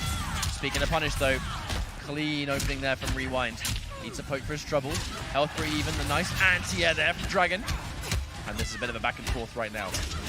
Another button press. This time it's going to be good. Dragon just sticking out one button too many at the wrong time in game 1. Not seeing the same thing at all in game 2. The big thing is Dragon's just able to keep the distance. I feel like in the first game we were almost just point blank most of the time, whereas Dragon's actually finding space. As hard as it is to do against a player like Rewind and a character like Jackie, it's managing to get the distance, but now back to the wall. Rewind. Oh no. Yeah, his execution failed him for most of that round, but the important thing, he wasn't punished, he didn't get a poke, he didn't have to give up his turn, and he eventually 3 hits for the price of 1. And he's not going to complain. It's decent damage, but it's not over. Dead. He still has to get in. The natural barrier. Dragon, get off me. Tries to bait. I mean, I respect the attempt. I totally respect it. Fatal Blow was in play. If he just got the opening Geyser, that would have been round. Final round. Fight. Definitely seems to be a matchup of the space, though. Dragon has screen space to work with. He can absolutely make it work. But back to the wall, point blank. This looks like a rough one to deal with. These grabs will just put the biggest spanner in the works. You think you're confident and content taking all this Jackie pressure, and then she eventually grabs you. That was a nice answer. The active frames of the down 3. Oh, the punish. Straight back into the corner. Wonderful throw tech there from Dragon. Opened up though, it's just damage. This adds up, chunk by chunk, especially this late on in the round. The leap just to reposition. Rewind. Fully in the driver's seat again. He isn't going to have to give up his turn though. We'll see if Dragon can get anything from this. The leap, too good. The flawless block, but too risky. No, the jump whips! That could have been the game! Okay, Dragon. Comeback has to start now. He has Fatal Blow. He can absolutely do it with one good confirm. At this health, it's not going to quite kill, but it will get close. He's fighting back. No! Oh, wait, what? He commits to the whole string just to reappear. Oh, God, Rewind. He's had this game won 3 times now. Oh, and it would come down to the ground pound, wouldn't it? And you can see from Dragon the head shake and then the nod of acknowledgement. It's like, damn, I can't believe it. Rewind is playing with his heart on his sleeve. He's going so guttural with his reads. He just feels like the time is right to go in. He's been right most of the time. And this is a matchup that Dragon, he's spent all day taking out upgraded players, and he's made it look pretty simple. You know this is a situation that Dragon would definitely not be happy with. To beat every single upgraded player throughout his bracket of upgraded players all day just to ultimately fall to Rewinds, like, you know he's not going to be happy with that outcome. But we have to talk about the fundamental point of why there have been so many Jackie Briggs players in this bracket to begin with. She's good. And if you are a professional player, you got to give yourself the best tools for the job. And if this character's good, ouch, by the way. Wait a minute. Did she just blow through the blast there?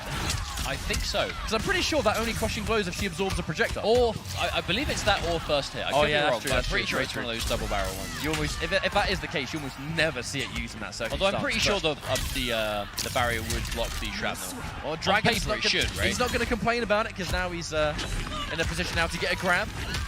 And now Rewind's back to the wall. Dragon has to try so hard to just keep him here. Good pickup. And the jump kick at the same time. Little chunk of damage, knocked down. Now from here, the rock. This rock game, leap or not, in this case, it's going to be a leap and enough damage to just a casual 29% projectile. But only happens if you jump. As the read paying off. Still Rewind's driver's seat, honestly. He's got such a good lead here of games, but Dragon fighting back and still pick up again. Yeah, that interactable does so much damage. You just seldom see it, so you don't see it every day.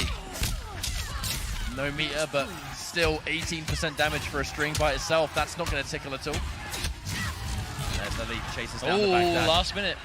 I mean, the splash damage of the low ground pound have all chased down that low nicely. No, but that's it, though. The reason we see the low work so much, remember, like, jump-in attacks on the way down are overheads, and the ground pound is a low every time. So if you do it right before you hit the floor, people are used to seeing characters fly at them, and they stand block on the way down because it's overhead jump-ins, right? But Rewind has been using that low ground pound to mess that up so well. A lot of confidence from Dragon here. We might actually see why. Oh, hang on a minute. Has bar. There's another one in the tank too if he needs it. At this stage, Fatal Blow can totally win the game. And that's why Rewind's sitting there holding the pressure. He can afford to take a grab now, but he can't afford the rest. This is going to be it. And the Fatal Blow just for good measure, but that was done with or without it. A perfect game for Dragon. Quite ironic considering the way the second game went so bad for him was because he was in the corner and was then immediately able to do the exact same thing back to Rewind in such a polarizing way. Now Dragon, he has had people almost make 3-game comebacks against him a couple of times today. He now has to do it to Rewind. Can it be done? Honestly, I don't know, but I want to see it. I really want to see it at the very least a Game 5 because we need to see that here. Fight. Well, if there's a time for it, it's now. World Finals, there ain't going to be another opportunity for this season. And now with an immediate pick up there from Dragon, keeping things unbreakable as always. Decent chunk of damage into a good situation now. He's pressing forward. And Rewind consistently looking for that right moment. Let's never forget, the female characters, they're a little bit more susceptible to that dash punch crushing blow. Okay, there's the pickup. And once more, just looking for his opportunity. Oh, flawless block is going to be good here. Now he's just looking for more bit by bit. Staying down the buttons, Dragon doesn't want to overextend. Yeah, Rewind, he's looking for a whip punish. He's just looking for that one opportunity. Dragon with Fatal Blow just became a million times more scary. Especially at this health. Remember, Jackie is that 950 health. This bar is not as big as it looks. Uh-oh. Oh, that could be it. Oh, wow, actually missed. Might be the first time I've ever seen that not connect. Oh, the block and the punish. We see the change. Dragon now ready for the ground pound. We've pretty much never seen that blocked all day. I think that's the first time we've seen it. The one time that low gets blocked, it costs Jackie the round, and that's why we talk about high risk but low reward. You use it entirely just to throw them off their rhythms, get them uncomfortable on block, because if they block it that one time, it'll cost you the round. That's exactly what happened there. Round 2, fight. Wow, that's a breathing space for Dragon, if anything. And now he's a lot more comfortable. Full screen, Cetrion. Her grabs put her in a great position for the instant jump in Rewind. Shades of Game 1, where that just consistently hit. It's a whip punish again from Rewind, looking for it. Oh, big anti-air, Dragon. As soon as he sees that Rewind was like using so much of that bar, the less bar you have, the less likely you are to go for those bursts, because the payout isn't quite the same. Oh, okay. Rewind looks a little bit shy of the whip punishes here, though. Like, he's looking for them, but he's not quite committing. Dragon is having some pretty unique answers here. The backdash to just try and get out of a dangerous range. Any of the pressure, whip punish, though. Natural barrier's not going to work out. Whiffs the string, but no punish again. A little bit quick to recover on that one. Rewind whiffs a button again. Here comes Dragon. And it's restand into grab consistently. Rewind We're does not not want to even open up. like tech attempts on these throws from Rewind. He's just content to just like take the throw and know you'll survive. But now you get lower on health, the more dangerous that becomes. Dragon knows that he's playing with fire as he goes in for the air rock. Yeah, he doesn't go in for the boulder right there. Going back into a swift character select. This is a turnaround from Dragon. Far more defensive and less susceptible to just being jumped in on with the blast. He's sticking out less buttons at a close range where the jump just becomes a threat. Cetrion. Now, what does Rewind do? This is just a mental reset. There's no way he wants to just restart match after a loss like that. You've got to take that momentum away from Dragon. This is make or break. This is Game 5. One of these guys is going home right here, right now. If you have time to take, speak to your coach, think about changes, or even if you go straight back in and you just want to give yourself a few moments of peace, just think about it. This is the time to do it. You have to remember, there is a serious amount of money on the line. This is the World Championship Finals for Mortal Kombat 11. This is make or break. Potentially Rewind's last chance here. It is for Dragon as well, but with Dragon winning those games, he's going into this with the most momentum. And momentum at this late in the tournament, that is a great deal. Especially in a matchup like this, you know, where you can just get impatient you can get over-aggressive and Dragon will chew you up for it. Looks like he's going in with Jackie once more. This is the character he wants to rock with. It's just the final moments where Dragon is just being way too defensive. So hard to crack into. But an incredible adjustment from Dragon. Nonetheless, we have to remember, he was down 2 games in a convincing fashion. In a matchup, he has been dominating all day. Okay, so here we go. Final game. Dragon versus Rewind. Yo, only Rewind one of these started players. it with just a normal jump in too. Only one of these players is making it through. The other one's going home. This is absolutely make or break, and so far Dragon has a good start. See the light. Back-to-back grab, this time teched. Everyone says, get off me. The natural barrier. Watch it, mate. Uh-oh. The change of momentum. This time it's going to be Rewind. Back-to-back grab, good throw tech. Tries to anti-air, but again, a bit of an odd exchange. That's actually not the first time that specific string has avoided the blast too. I wonder if that's some more matchup knowledge we've seen from Dragon. Knowing that you can't just blast your way through that one the same way you can most of the other buttons. Oh, and again, catches the blast this time. Just built the bar, but no breakaway. Rewind goes down. Dragon, match point. This is scary for Rewind. Back to the corner, which means all that real estate for Cetrion. But it looks like so far, Dragon wants to press the advantage. What I mean, that's was it. that? He commits to strings that are crazy active. They move him out of danger, and they're harder to whiff punish, because if they're active and you press it, oh God. Yo, that's the Jackie effect. It's really hard for Jackie to uppercut people's throws, but it's really hard for everyone to uppercut hers too. All right, this is Rewind. That He's double-edged hungry. sword. He's hungry for this. And he wants to bring it into a final round situation. But Dragon just Didn't even have the down crushing 2. blow left. Dragon just wants, go away, leave me alone. Oh. Scary situation, tries to anti-cross up. Doesn't work out though. Uh-oh, Rewind. Has to watch out here. Almost has his fatal blow ready to rock with a dash punch getting this met. is bad. This is bad for Rewind. Now, can he do it? The wake up 3. Doesn't get scouted out. No, the drop! Rewind with a game-losing drop potentially. That's going to be a heartbreaker if Dragon takes this now. Oh no! And after all that Rewind, that one final drop, I mean, he had fatal blow, I think that would have killed.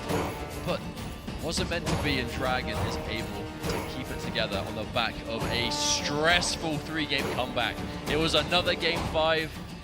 Unfortunate to go down that way, but I mean, high pressure, high tension situation. Rewind really brought everything he had there. It's just a shame that it ended the way it did. That was a great change of momentum. Fatal blow was locked in. Had the chance to go for a leap. I'm pretty sure he had the meter to confirm that too. By all accounts, we should have gone into a final round. But it just goes to show, just at this level of play, sometimes happen. One smallest mistake, something as simple as just you dropped your combo, happens to the best of them. There's really nothing else you can say about that. Others.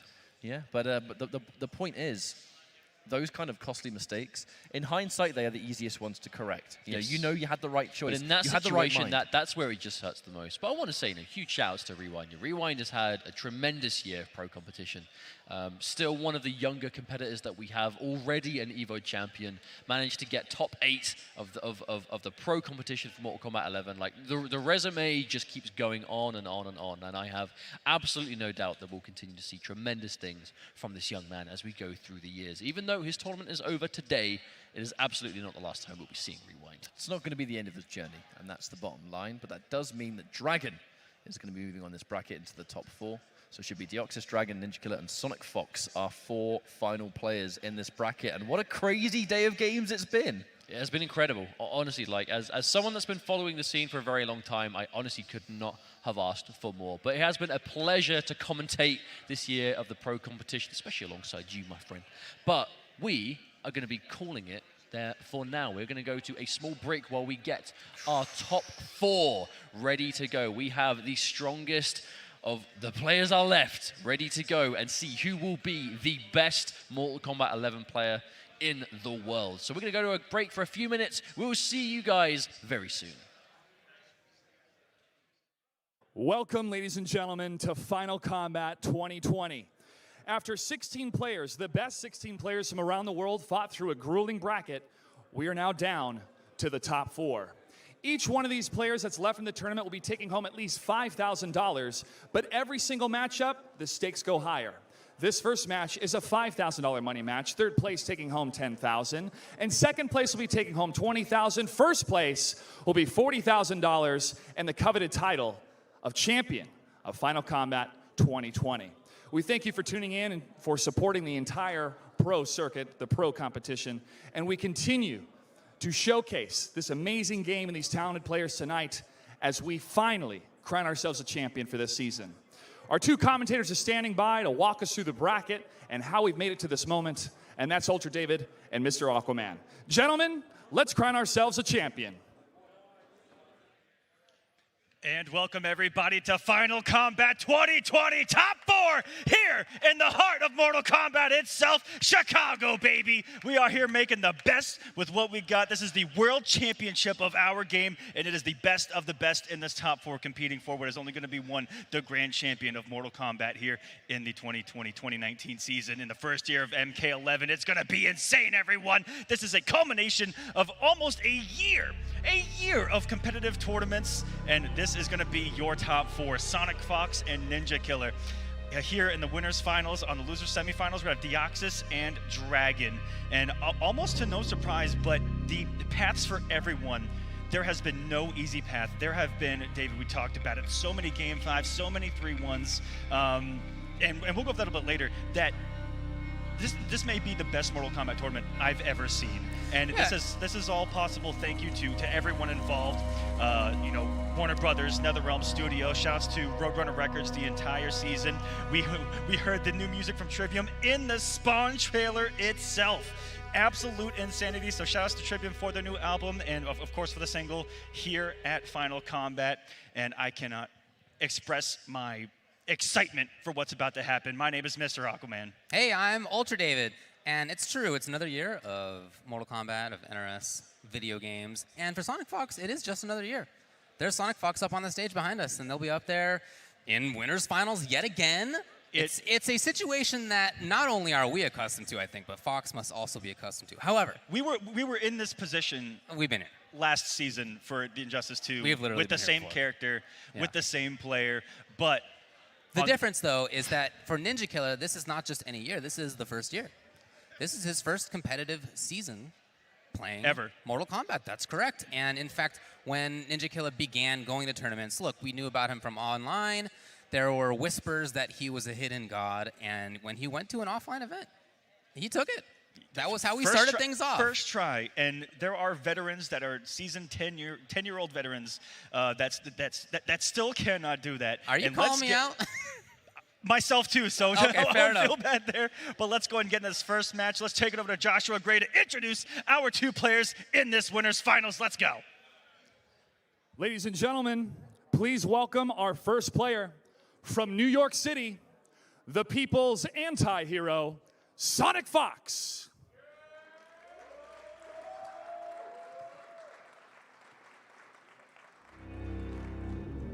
And his opponent, from Atlanta, the Rookie of the Year, CGL NinjaKilla.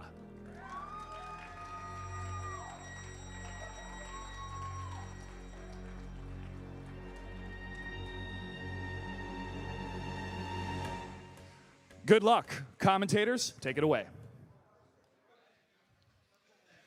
Again, even before NinjaKilla came to the offline scene and started running the show, there were rumblings on the internet about which one of these two players was better. Was it SonicFox or was it NinjaKilla? Even back then. And that was part of how NinjaKilla came into the tournament scene, was with that kind of hype behind him. And he has absolutely lived up to that hype. 100%. This is somebody who only made it out to a few majors this year, and in doing so, nevertheless, had a fantastic showing. We're talking about number 3 overall in points, and that was 4th at the online competition, 4th at CEO, 1st at DreamHack Montreal, 3rd at East Coast Throwdown, 1st at NEC. That's quite a path for a year. And in doing so, he did run into Fox a few times. A few times, 7 times overall throughout the pro competition, with a total head-to-head of 5-2 in Fox's favor. But those 2 victories over Sonic happens to tie the most victories against SonicFox out of anybody on the planet. So if there is someone here that can do it, it is NinjaKilla, and it is the most prepped for the matchup that we are going to see here tonight, David. Talk to me about whether they've played each other in this matchup before. You know, happen to see these two, just like all of the other finalists here in the world, practice practicing yesterday, and the knowledge that I saw implemented by NinjaKilla in this matchup, which we're not even going to get to see, all of that means nothing here as Ninja surprises us out of nowhere with an RKO pick of Johnny Cage. Which matchups did you see them play?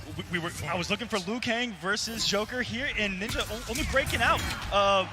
Liu Kang here one time throughout the entire tournament. It's been all Liu Kang. We'll see what the difference is going to be since I saw them play last.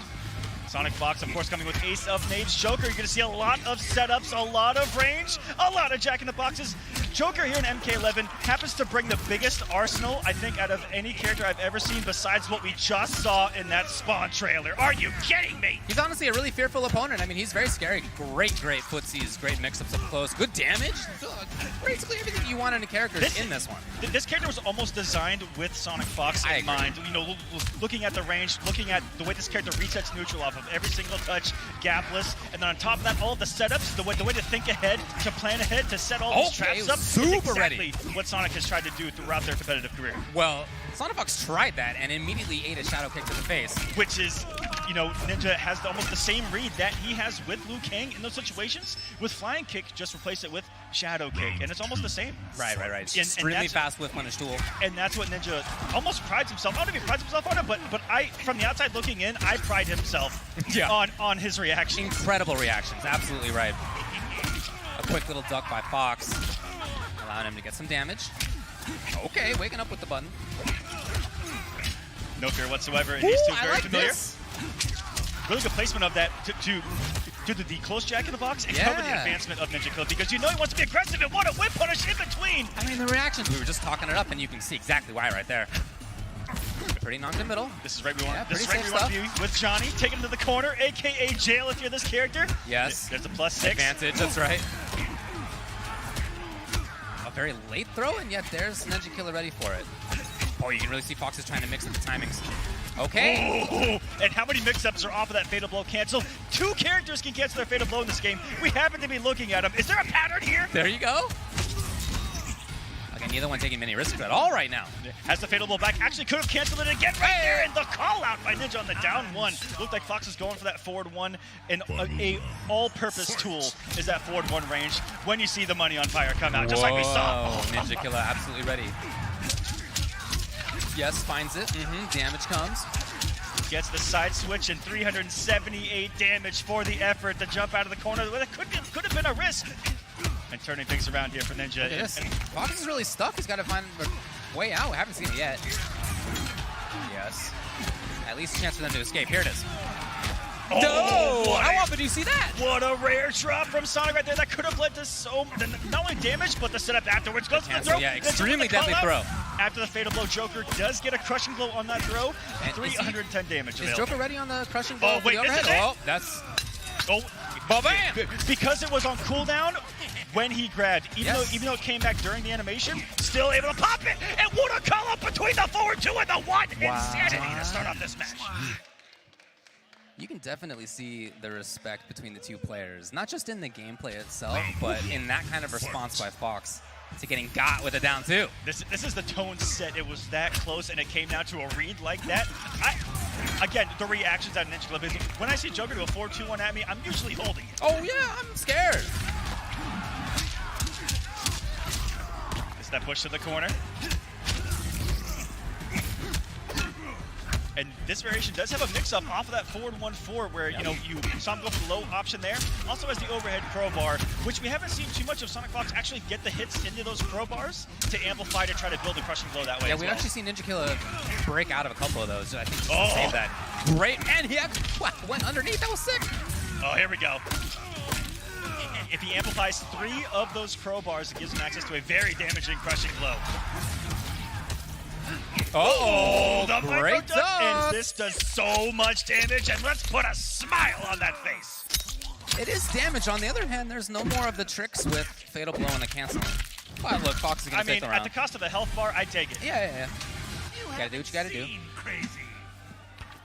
They're the ones making the good decisions in winners finals. There's the final combat trophy. I picked that up earlier, and why go to the gym when you can pick up? That was your workout for the day, absolutely. I think my shoulder's still a little bit thrown out, if I'm being honest with you. And where are you going? Making it through the Jack in the Box and loading up one more towards that crushing blow. I believe we're at 2 total. Always got to keep track of those. That does have an impact on whether there's going to be a low or an overhead. Oh, and once again, he's so good at going between the highs and the mids of strings. I can't believe the whip punish. That was incredible. Yeah, I saw it. Now he's got a loaded next hit. Will do it. That's Meaningless on the ground. A little bit of an advantage. I love how once again, how many times are we going to see it? Yeah, it's going for the low. But NinjaKilla can make this comeback. Oh, the super late low! And whether it's amplified or whether it was going to be crushing blow no longer matters right there. A little disappointed that we didn't get to see the crushing blow right there. Yeah. One of the cooler animations. You can't actually amplify it and get the crush.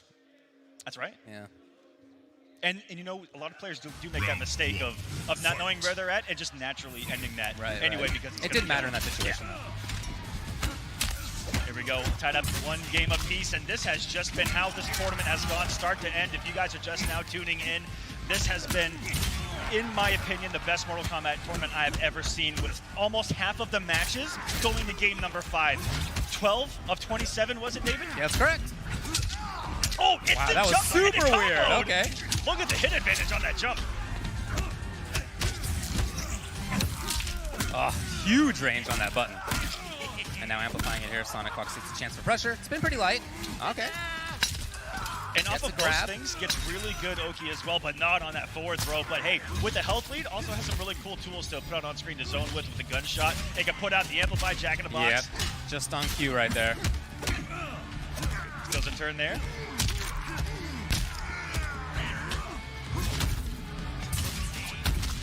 Jack in the Box, about to get another one built, and Fox has not been able to just do that willy-nilly. Yeah, those have been punished. Ninja's the best in the world at micro-ducking projectiles and getting those punishes. They and had the same idea. They called each other out for it. And you saw Joker not able to get the kind of shadow kick punish. Yeah, forward one right into it. What a cancel, and SonicFox takes the round. And look at that. At the end of the day, what did that cost him, David? Actually, nothing. No. Round 2, fight. That fatal blow going to be going absolutely nowhere. They just start off with a jump kick. About to get some big damage. The fear! Slice on the breakaway from SonicFox. No entire attempt right there. Once that jump kick is active, that's about your only option in that exact situation. Yeah, they were definitely playing around that kind of idea, but NinjaKilla got it. Very hard to do. You guys watching from home, that is blocking that within a 3-frame window and getting a following input. Very tight stuff, but this is why you guys are the best on the planet, David. Yeah, it's going to be... I'll save the day. SonicFox pressure. Ooh, the whole string. Oh, what a block. That is punishable. You have to be thinking he just wanted to try to get one of those crowbars loaded in that situation. Because, you know, if it's blocked, okay. But hit, just like this, you start to feel a little bit better because the closer you get to that, the more powerful you feel. It's like, you know, gaining power levels. Yeah, it is exactly like that. The fourth one becomes super damaging. Into the corner. I love the little bat doll, by the way. This character looks so sick. And the fact that Joker has a wonderful Batman imitation, too. Yeah, it's great. It's just icing on the cake here. It's a Jack in the Box. Holds the other one. Yeah, you can hold it. If you hold it long enough, it's when the actual chance starts. On punish, yep, and because punish, it's a big old crushing blow. What I think Sonic wanted there was to get something into the armor and then put down an amplified box to cover that, but the stand forward a little too early, it looked like, and this is just chip territory. Yeah, I think that's the idea. Oh, but because he got hit, and that is an unfortunate circumstance to find yourself in.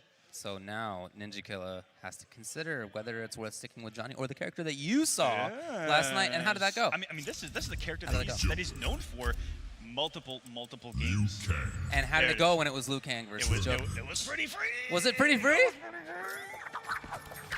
But we'll see, because that was casuals. Like I also brought up, you know, these guys save a lot of things for this rather than that. Of course. But it is the pick to Liu Kang here. Down 2-1, Sonic 1 away from grand finals of Final Kombat. Going up against one of the nemesises of the tour. Oh, yeah. It's been a great rivalry between these two players this year. I'll save the day. Only 3 players have multiple wins over Sonic. Dragon, who happens to be in his top 4. Oh, yeah. NinjaKilla here happens to be in top 4. And Rewind, who I believe went out at 5th. By the way, sick Joker costume. I love it. Ooh, first wake up.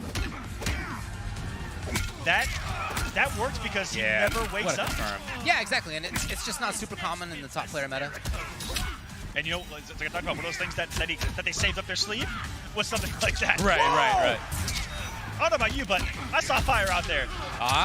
Okay. Not quite there on the full thing. And ducking under and down. Wow, okay. Oh, there was no breakaway. Never mind. Wasn't even an option. SonicFox knew, and now it's match point. Round 2. Looking crisp here. Wanted to do it all the way with Joker. Like you talked about. Oh my! That's incredible. The second hit of the string. Showing off. Seriously. That was just showing off. Come on. Could have. Don't just stop it. At this point, you could have done what you did earlier. Make a read, crouch it, and actually get a punish. No. Let's just show off the fact that our reactions are that good. Yeah, an execution. Okay, ready. And what was that? A reaction of the movement forward there by Sonic. NinjaKilla out of there. Didn't want to see the rest. Keeping it safe with the low. Staying alive here. Loads it up. Building a crushing blow of his own with that as well. Yeah. Oh. Wow. Lost blocked it, but didn't have the defensive meter to Got him. put up 3, and that's the forward throw during that cooldown of the fatal blow. Half the viewers at home just did the same little like wince that I did. Slowly on the approach. Still on the approach, and Fox has backed NinjaKilla up all the way to the corner.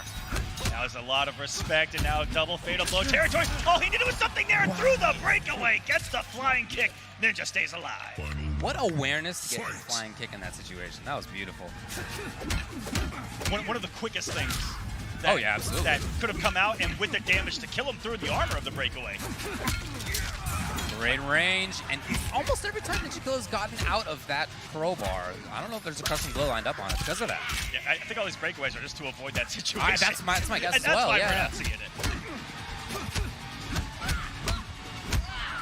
Advantage. Yeah, no meter for the up two, though. I think that might have been the first time that Fox went for a stagger on that string, and yeah, NinjaKilla was ready. Yeah, up the forward one there. Gonna get a trade that looked to be in SonicFox's favor. Got tied up on health. All over that throw attempt. For the corner. Okay. Yet again, to get that on the second hit is so wild. Oh, these two are playing some amazing Mortal Kombat right now. This is fast. Quick reads, quick reactions. NinjaKilla's alive. It's not quite death. 10 health remaining, and are we going to go to a game 5? Just another on the night, and Chip is going to do it. Here we go. Can you believe it? I can definitely believe it. Right where we left off. Just another game 5 on the night. And it's going to be Joker still. That's what Fox said. They're going to stick with this character the entire way. It is down to 1, ladies and gentlemen. Oh, yep, to the rescue. Oh, no! Probably a little bit too late on that, and it made Liu Kang flip over a little more than they wanted right there. But some of those things are just real tricky. Funky choice. Cool. Like these little movements, these little steps.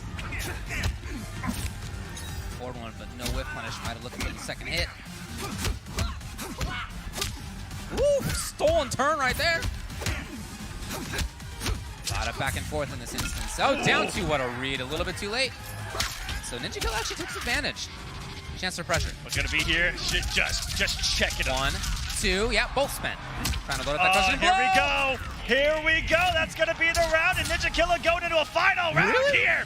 All of a sudden, from the depths of what looked like to be SonicFox's victory, now has match point of his own, and crushing blows loaded all over the place. But first blood going to Sonic, but here we go. What a timing there. Now that bicycle kick, crushing blow is loaded. Fox has to be worried about every single one of them loaded. Oh, this is so scary. Fox trying to find a way out of the corner. I don't know if they'll be able to. Another one comes out. NinjaKilla's close. Life alert here. What's the ring to be down 2 from Sonic to stay alive? Big damage. The setup. Expecting the breakaway when none came. What a read. That's it. There's a lot of damage on the screen in the past 20 seconds. Here we go. They were deleted. Neutral completely reset. Everybody in here is standing right now in anticipation of what's about to happen. Breaks the throw. NinjaKilla all over it. The duck, the micro duck from NinjaKilla! The upset of the #1 seed. Ninja is on to grand finals here at Final Combat 2020. There's Mama NinjaKilla in the crowd celebrating. Not over yet, but what a sigh of relief. Switching back to Liu Kang and doing the work. NinjaKilla. Look, before this top 16 began, these were the two players that everybody was talking about as being the most likely to win. They're clearly extremely talented. They put in the work for sure. They're very well researched. The reactions, incredible from NinjaKilla in a bunch of instances in that. I loved the whiff punishing that we saw. Just fantastic stuff. The flawless blocks, everything, the micro crouches. That was Mortal Kombat 11 at its highest possible level to date. I absolutely agree with you. Which has been what the pro competition has been, from event to event, the level of play has gotten higher across the board from all of these players, right? And to hear the apex of our competitive community. And that's what you guys just saw. Well, let's hear from that apex with Josh Gray.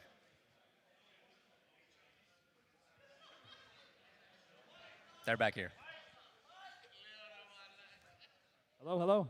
Hey, everybody. We're good. We're good. Congratulations, NinjaKilla. This is a gigantic victory, in particular because of the history that you and SonicFox had throughout the entire pro competition. What has that journey been like for you, and how significant is this victory right now? It's very significant to me because Sonic, he's my kryptonite, man. Like, he always, excuse my language, but he always beats my ass in the offline tournaments, man. It's just hard dealing with him. So, like, winning this, it feels amazing. I feel like I accomplished something, You have guaranteed yourself at least $20,000 now moving on into the grand final. It's still not over yet. So what's going to be going through your mind as you're going to be down with your friends and fellow teammates preparing for the finals? One word, just sleep. After this, I'm going to sleep. I'm just so tired, man. I just want to go ahead and get this tournament over with, bro. It's stressful playing tournaments like this, man, especially my first year, It's nerve-wracking. People, they expect a lot from you, so. Now you know why a lot of us have gray hairs after being these many tournaments, all right? You are the new kid on the block. You're the rookie of the year. Anything you'd like to say to your fans that have supported you to make it to this moment? I want to say thank you for everyone who supported me, really. If it wasn't for you, I wouldn't be here right now. And I'm going to try. And I'm going to try to win this tournament for y'all, man. I made a promise, so I intend to keep it. NinjaKilla, ladies and gentlemen, look forward to seeing you in the finals. Congratulations. Folks, we still have a lot more matches until we crown ourselves a champion. Back to the commentators. Ninja out there saying, an absolute nervous wreck, but you would never in a million years tell by the look on his face in tournament. Would you agree with that? I think that's true, and even in the gameplay, it's just so rare to see, and so hard to see any nervousness. There's some of that gameplay right there. Crouching the high, and in between, how many times did we see that from NinjaKilla? Yeah, that's right. Blowing up gaps that you just don't see outside of level of play like this. Yeah, NinjaKilla makes decisions with such speed. It's not just the reactions in terms of, okay, I'm going to do a whiff punish. It's a very fast decision-making, and that's something that's tough to do if you think that you're nervous, right? I mean, it's hard to have the mental fortitude to, at one time, be nervous and also make those right choices, and he's doing it very consistently. Yeah, there we chipped go. it out. Yeah, that's very, very hard to avoid from Liu Kang there. Things up, and in that final round, all of the crushing blows, everything going his way, and we'll see what Ninja's going to do later on in that grand finals. But we're going to go down to the losers semis, where we have our other top 4 players going to be playing for your guys' viewing pleasure. This is going to be a wonderful match, and let's just go ahead and get it started. Let's go to the stage. Joshua Gray, introduce us to our next 2 top 4 players. Thank you, gentlemen. Please welcome, from Texas, the comeback kid, UYU Deoxys.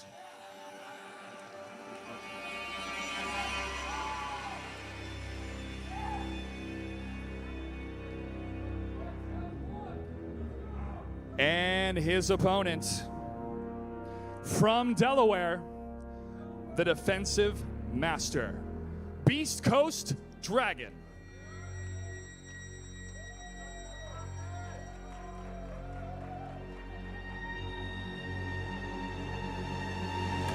Commentators, let's get this match started. Take it away.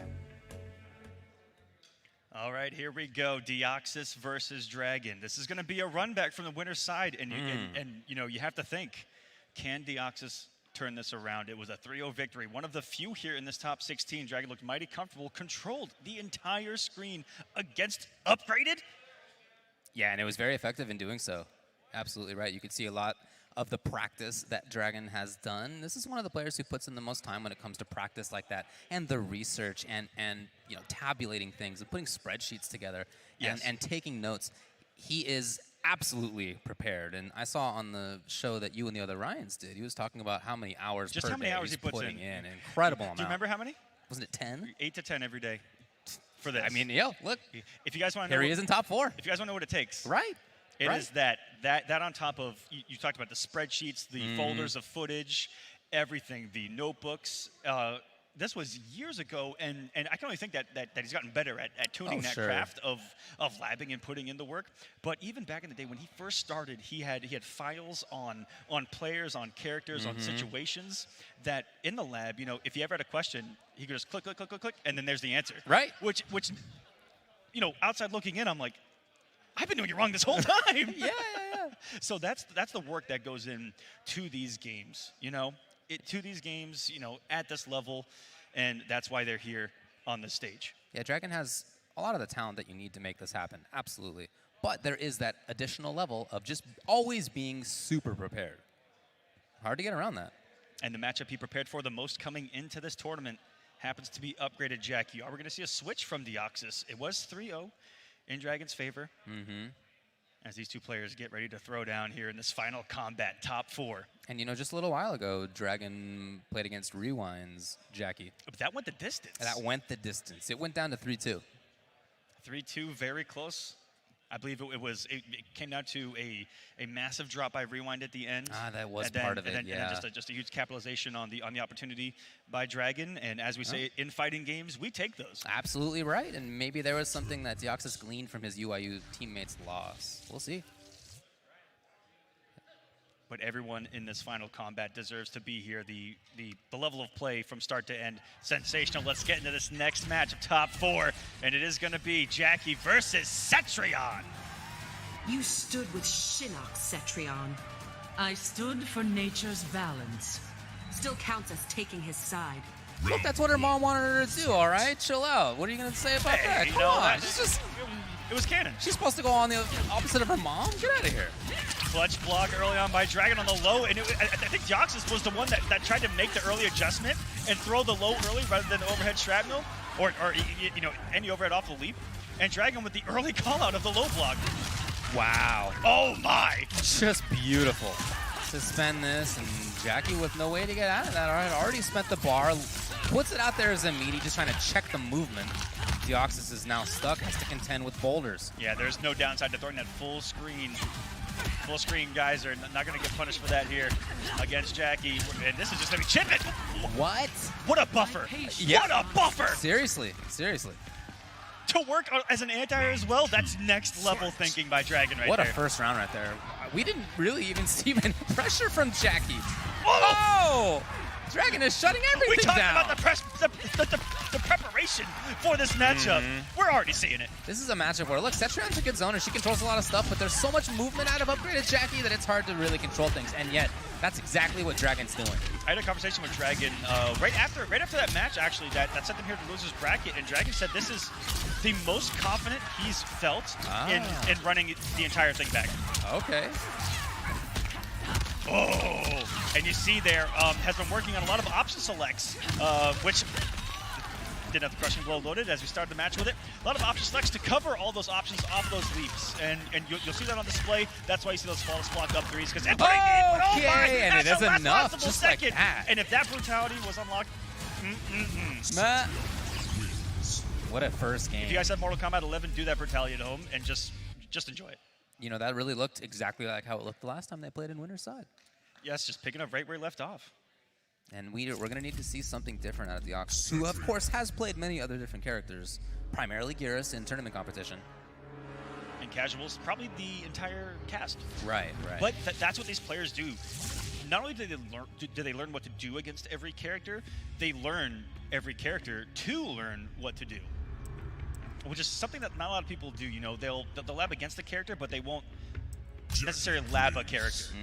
Jackie Briggs, and on making that selection, he leaned back in his chair, like almost a resigned feeling. It was almost as if, you know, he's like, this is still my best option. Right, it's still exactly. my best option here. It's exactly the vibe that I got as well. He saw what Rewind was able to do in that match and how close it was. And see if he can get some of that magic going here. And how many he's just ran into the walls of Cetrion normals and the literal walls that she'll create on the screen. This entire fight, he has not let Upgraded approach at all, whether by land or by, I almost said by sea, but by ground. At all in this match, and this is the control that we saw earlier. It's just been control. And understanding too, look, it's not all about just sticking out buttons and stuff, although he's making it work right now. But it's also knowing when not to press buttons, and we've seen really good timings from Dragon on that. Ooh, what a dog. And that should be the round. Well, maybe close. Stand forward to the geyser. That'll last time to do it. Nope, but gonna eat that anyway, and no defensive bar. No last breath available to save him, Dragon. Looking strong still. Oh, yeah. Versus that 950 health Jackie. Tossing boulders, trying to make the big read there. Man, you see that big rocky cloud sailing through the skies? And that's kind of the beginning of the OS that he has, is that her backdash allows her to kind of move a little bit to create a whiff opportunity and a flawless block opportunity at the same time. Oh! In there. But then, and Dragon's done this before too. He's waking up with buttons pretty often, and yet again. So Deoxys has not really been able to inflict any media pressure. Even though Dragon's back to the wall here, it's going to be comfortable as can be. Does have an away teleport, but nope, just content. Yeah, it feels comfortable, clearly. With fighting his way in. Which is and mission accomplished. No, it's not easy to do, especially at this level, but there's Dragon doing it all the way to mid-screen. I know I sweat gallons when my back is to the wall. I feel like I'm a prison to stand for. Hello. Nothing like a Jean-Claude roundhouse coming out of Mama Cetrion here, and the control. This character is not just about the zoning, folks. I mean, you can see the pressure right there was real. And he is so comfortable, whether he's full screen, up close, playing nooch, mid-screen. He's has equal comfort level anywhere. And patience, and look, there was time running out anyway. Only 16 seconds left. Dragon was looking for the stand blocks in those situations. He was willing to eat the low, no big deal, not a lot of damage on that. And even in a situation where eating the throw is probably the best opportunity, we're still able to tech it. Because in those situations, there's only a couple of seconds left on the clock, 10, 15 seconds, and you have a health lead like that, you can eat throws until the time runs out, and we saw that. Did he say Raiden? Is that what the announcer said in my ear? No way. Yeah, it's Raiden. Wait a minute. I'm seeing him up on the stage. It's going to be Raiden, so he's gone. He has lost 5 in a row versus Dragon in this matchup of Jackie versus Cetrion. He's tired of it. It's going to be Raiden coming out to play. We've been looking for these surprise picks all Final Combat. We get a massive one and an accidental wall coming out from Dragon there to stop the teleport in, and this is just... Look, if you're worried about her zoning and her control, this mobility is one way to deal with it. And yet, like I said, it's not just about zoning for Cetrion. Here's Dragon in the corner, pressuring. Dealing damage. I don't think the matchup matters at all. Every single read Dragon has made. And are we going to start this off with a flawless victory? Just needs a chip out at this point, and he's got it. Oh, my goodness. It's worst case scenario for Deoxys right now. And maybe he was right when he thought before. Oh, Jackie's my best hope. Maybe he was right. Let's see if he can get something going here. Has been playing a lot of Thunderwave. You know, if you follow him on Twitter, watch his streams. Has been a surprise pick for him. I think just has to get going. Just has to find some breathing room. And right back into the corner. Oh, all of these staggers, all safe on block, and with that pushback, that you're really afraid to press the button because of the stand ones that could follow. Look at this corner control Cetrion right here. And everyone's trying to get there in time, not quite. Everyone thinking Cetrion's just a zoner. Watch no, this I'm round. Telling you, yeah, watch this round right here. This whole game. This whole game has been that bad. She did 400 damage last round. Push yourself. Dragon's in here, threatening to eliminate the Deoxys 3-0. The good old-fashioned double jeopardy, and that's what's gonna come. That's gonna do it. The down 2 Dragon, another 3-0 victory over Deoxys. Dominant performance, and you gotta like the confidence that I think is gonna be on Dragon's mind going into the next match. The run back against Oh, no run back. It's actually going to be SonicFox. No, it's going to be SonicFox. So at this point... That's a history right there. Well, there's a lot of history right there, and that will indeed also be a matchup of the two players who have lost to NinjaKilla. That's some of these great people. The only dude who's beaten them is the one waiting in Grand Finals. So, to almost no one's surprise, our top 3 here are our top 3 seeds from the pro competition. Right. But it wasn't easy. I think all of them had to face a Game 5 situation, or one situation that may have made them sweat a little bit. That's terminology here. A lot of the players here, these are some sweaty matches between each other, and that rock hitting at the very last second in the last replay. That's gorgeous. Oh, no, the face. Yeah, we've all been there. All we can say is that it does happen here. The dash up down 2 to close things out, and there was nothing that Deoxys could have done about that. That was just a guaranteed down 2, no breakaway available. When you're locked into that geyser, you're just locked in. Look, just a fantastic performance from Dragon in that. That's really what it was. Deoxys is certainly one of the best players in the world, and yet gets 6-0'd today in 2 matches by Dragon. But 4th in the world. 4th in the world, David. Incredible stuff. Sure, yeah, absolutely right. Yeah, ends up in 4th place. Yep, and so we are going to go ahead and go to Joshua Gray, who's going to have a word with our winner of that match. Dragon, take it away, Josh. Thank you, gentlemen. Dragon, congratulations. This is a significant victory. You are guaranteed for 3rd place. You're taking home at least $10,000. But I want to focus more on all the effort you made before this matchup, because you surgically eliminated Jackie amidst these matches. So what was it like to train for that moment, and how does it feel for such a big payoff? Yeah, I mean, it feels amazing. It's funny that I did beat all the upgraded Jackies, and she was my main focus for the past month. I mean, I played her every single day versus bunch of players, and shout outs mainly to Rio, RIO, not REO, and Silver Ride. They helped me get really good at that matchup, and just playing every single day for 8 to 10 hours and seeing that amount of practice and dedication, it's nice to see that it pays off. Now your next match is up against SonicFox, kind of the Mortal Kombat Classic, if you will. If you do defeat Sonic, you move on to the Grand Finals and face NinjaKilla. Right. Who would be a tougher opponent for you at this moment? That's a tough question. Usually I would say Sonic, but I honestly think it's kind of even. I feel confident versus both actually right now, even though I did lose to Ninja. I still feel confident that I can take this whole thing. And that confidence is going to be key. Any final shout-outs? Shout-outs to everyone here, everyone at home watching, and, let's win. Let's play some Mortal Kombat. Let's play some Mortal Kombat. Congratulations, Beast Coast Dragon. Folks, we're only a few matches away before we crown our champion. Let's head back to the desk. Dragon talked about Jackie and how he prepared for her, and it was a really good thing that he did, because he had to play her a bunch of times today. He had to play her against Deoxys to start. Well, sorry, Nivik to start, then Deoxys. Then, of course, we saw later on it was Rewind as well, and then Deoxys in the run back. So 4 different times, and Dragon came up on top each of those times.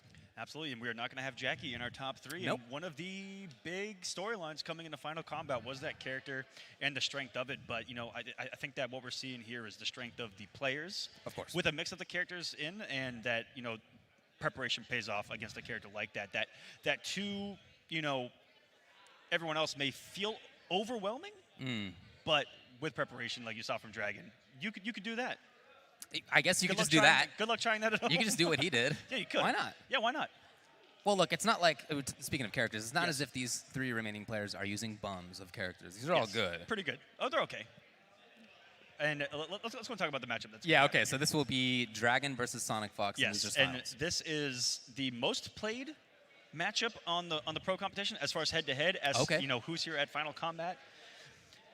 8-2 in SonicFox's favor throughout the pro competition. Okay.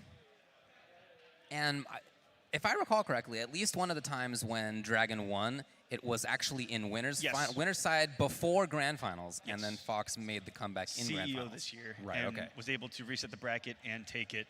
This has been a tournament demon of Dragon's since the start of his young career in MKX. Oh, yeah. But has had those moments of overcoming it. and just needs another one here today. And all it takes is one good performance, because what's been incredibly difficult for not only a lot of people, but especially Dragon, is beating SonicFox twice, which is not what he has to do here. Just has to do it once. That's true, yeah, and there you see the path that we're talking about. NinjaKilla is just hanging out. He'll play against the winner of SonicFox and Dragon. You know, I'm looking at the stats, and it appears that the same thing happened, Dragon versus SonicFox, where Dragon wins in winners, and then Fox makes comeback in losers, in grand finals, I should say, at ECT as well. So that happened at CEO and ECT. That was their most recent kind of head-to-head there, was at East Coast Throwdown, which was, you know, second to last premier stop on the pro competition. So again, I would piggyback off of him saying that he's going to be confident in that, because he only has to beat him once. Sure, yeah, and clearly, you know, there's been some time since then, and Dragon obviously has put in an incredible amount of work and is only here because he lost 3-2, just as SonicFox did, but 3-2. And if you recall, when Dragon and NinjaKilla played earlier, NinjaKilla was up 2-0. Yeah, that was almost a reverse 3-0. Yeah, Dragon almost reversed it. Almost. And in that same conversation I had with Dragon, said that, you know, felt really good with the adjustments that he made on the fly in that matchup, you know, picking up on what NinjaKilla was bringing to the table and adapting. So we'll see if that comes into play here. The adaptation, going to need it here against a tricky character in Ace of Knaves Joker. As many times as you play against somebody, in casuals, in tournament, there's always more adaptation to be made. Your mommy dearest likes stacking the deck.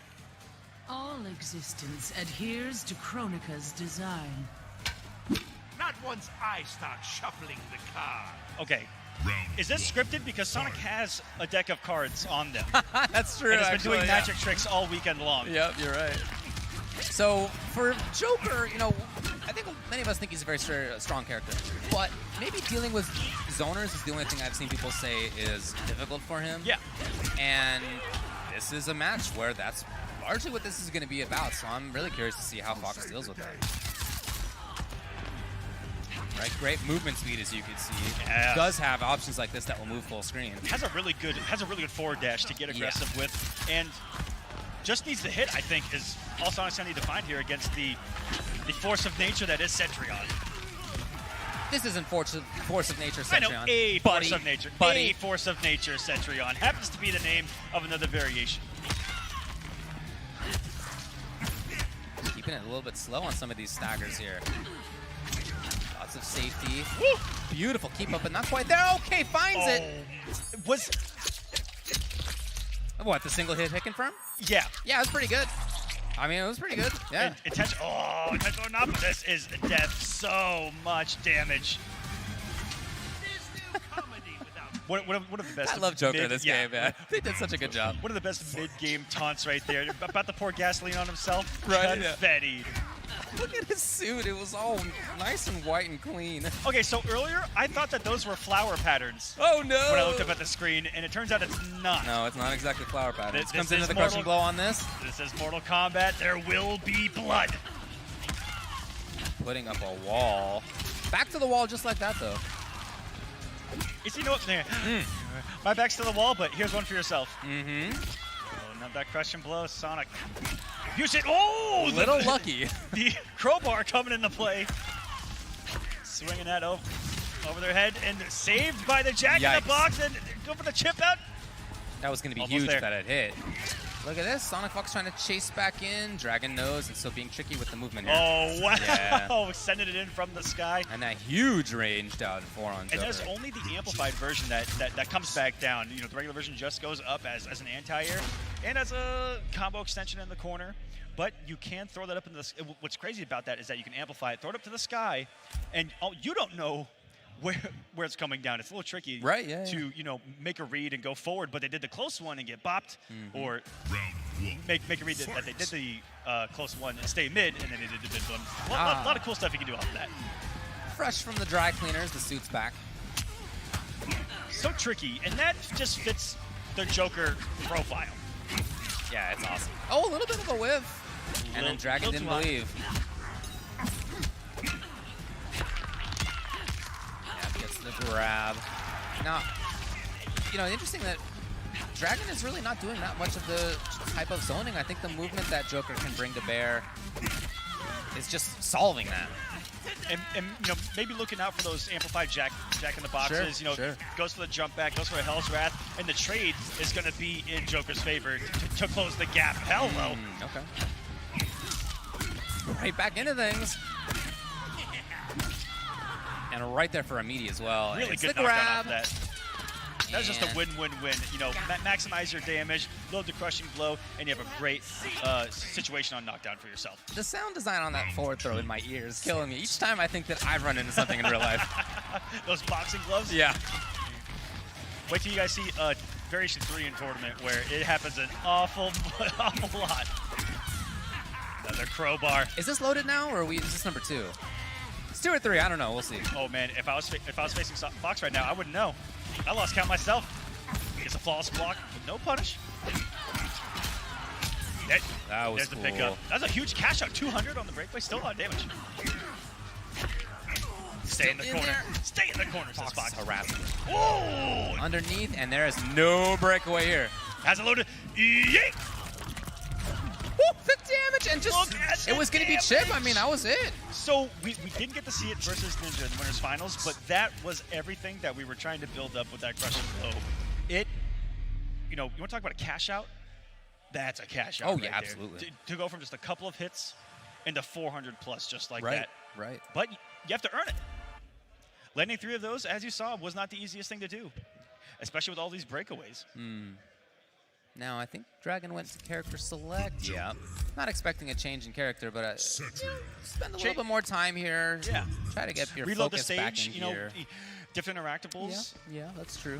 Dragon here at Final Kombat has, I've seen him be the most optimal with interactables, using interactables to do the most damage because Cetrion's normal combos don't do an awful lot. Yeah, comboing strings into the interactables. Which I never thought about is incredibly optimal, but really specifically for this character.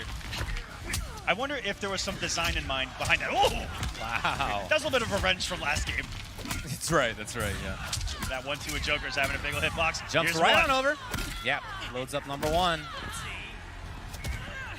And into the gut.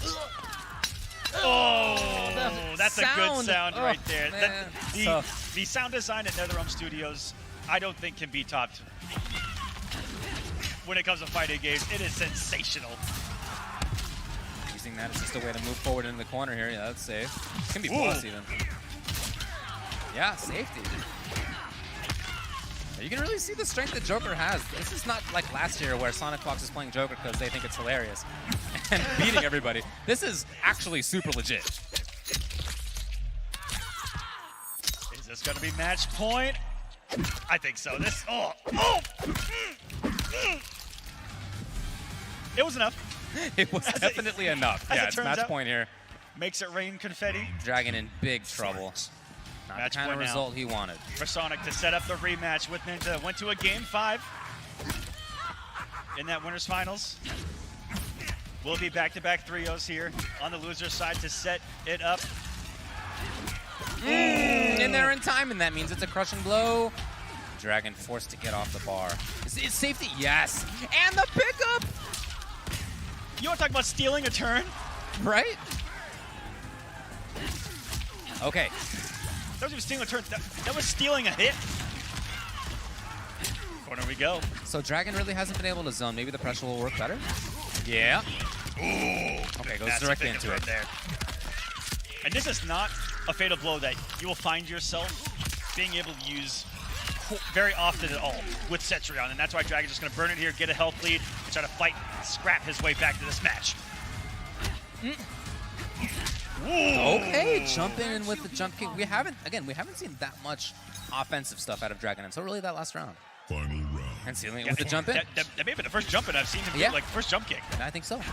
Here, open now. Right back into it. He thinks to himself, okay, why wasn't I doing that before? Save the day.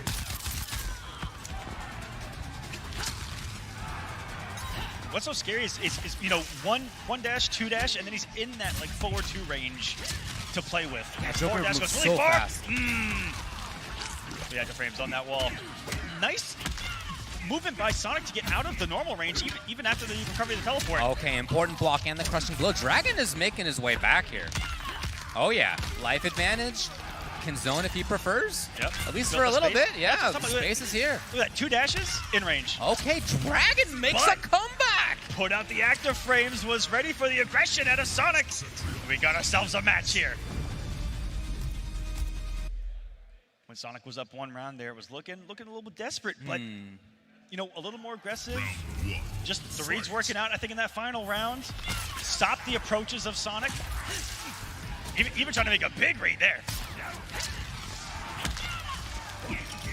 That's when you're confident in yourself. You know, you're like, I want to make this read, but I'm going to make the read the riskier way and with the bigger reward. With the geyser rather than a Hell's Wrath in that same situation, right? What a spacing right there by Fox. And they get the corner because of it here. Yeah, again, huge range on that down 4. Oh! Okay! Only happened because the wall absorbed a projectile and then sent the rocks towards the face of Joker. Yeah, got it, and does spend the crush and blow here. So forces Fox to come off the meter. Really block, then grab, okay. Those are those ballsy decisions that we talked about earlier. If you block a jump in and your natural instinct is to just throw. Well, it was a pretty high jump in, Yeah. so it was probably not plus.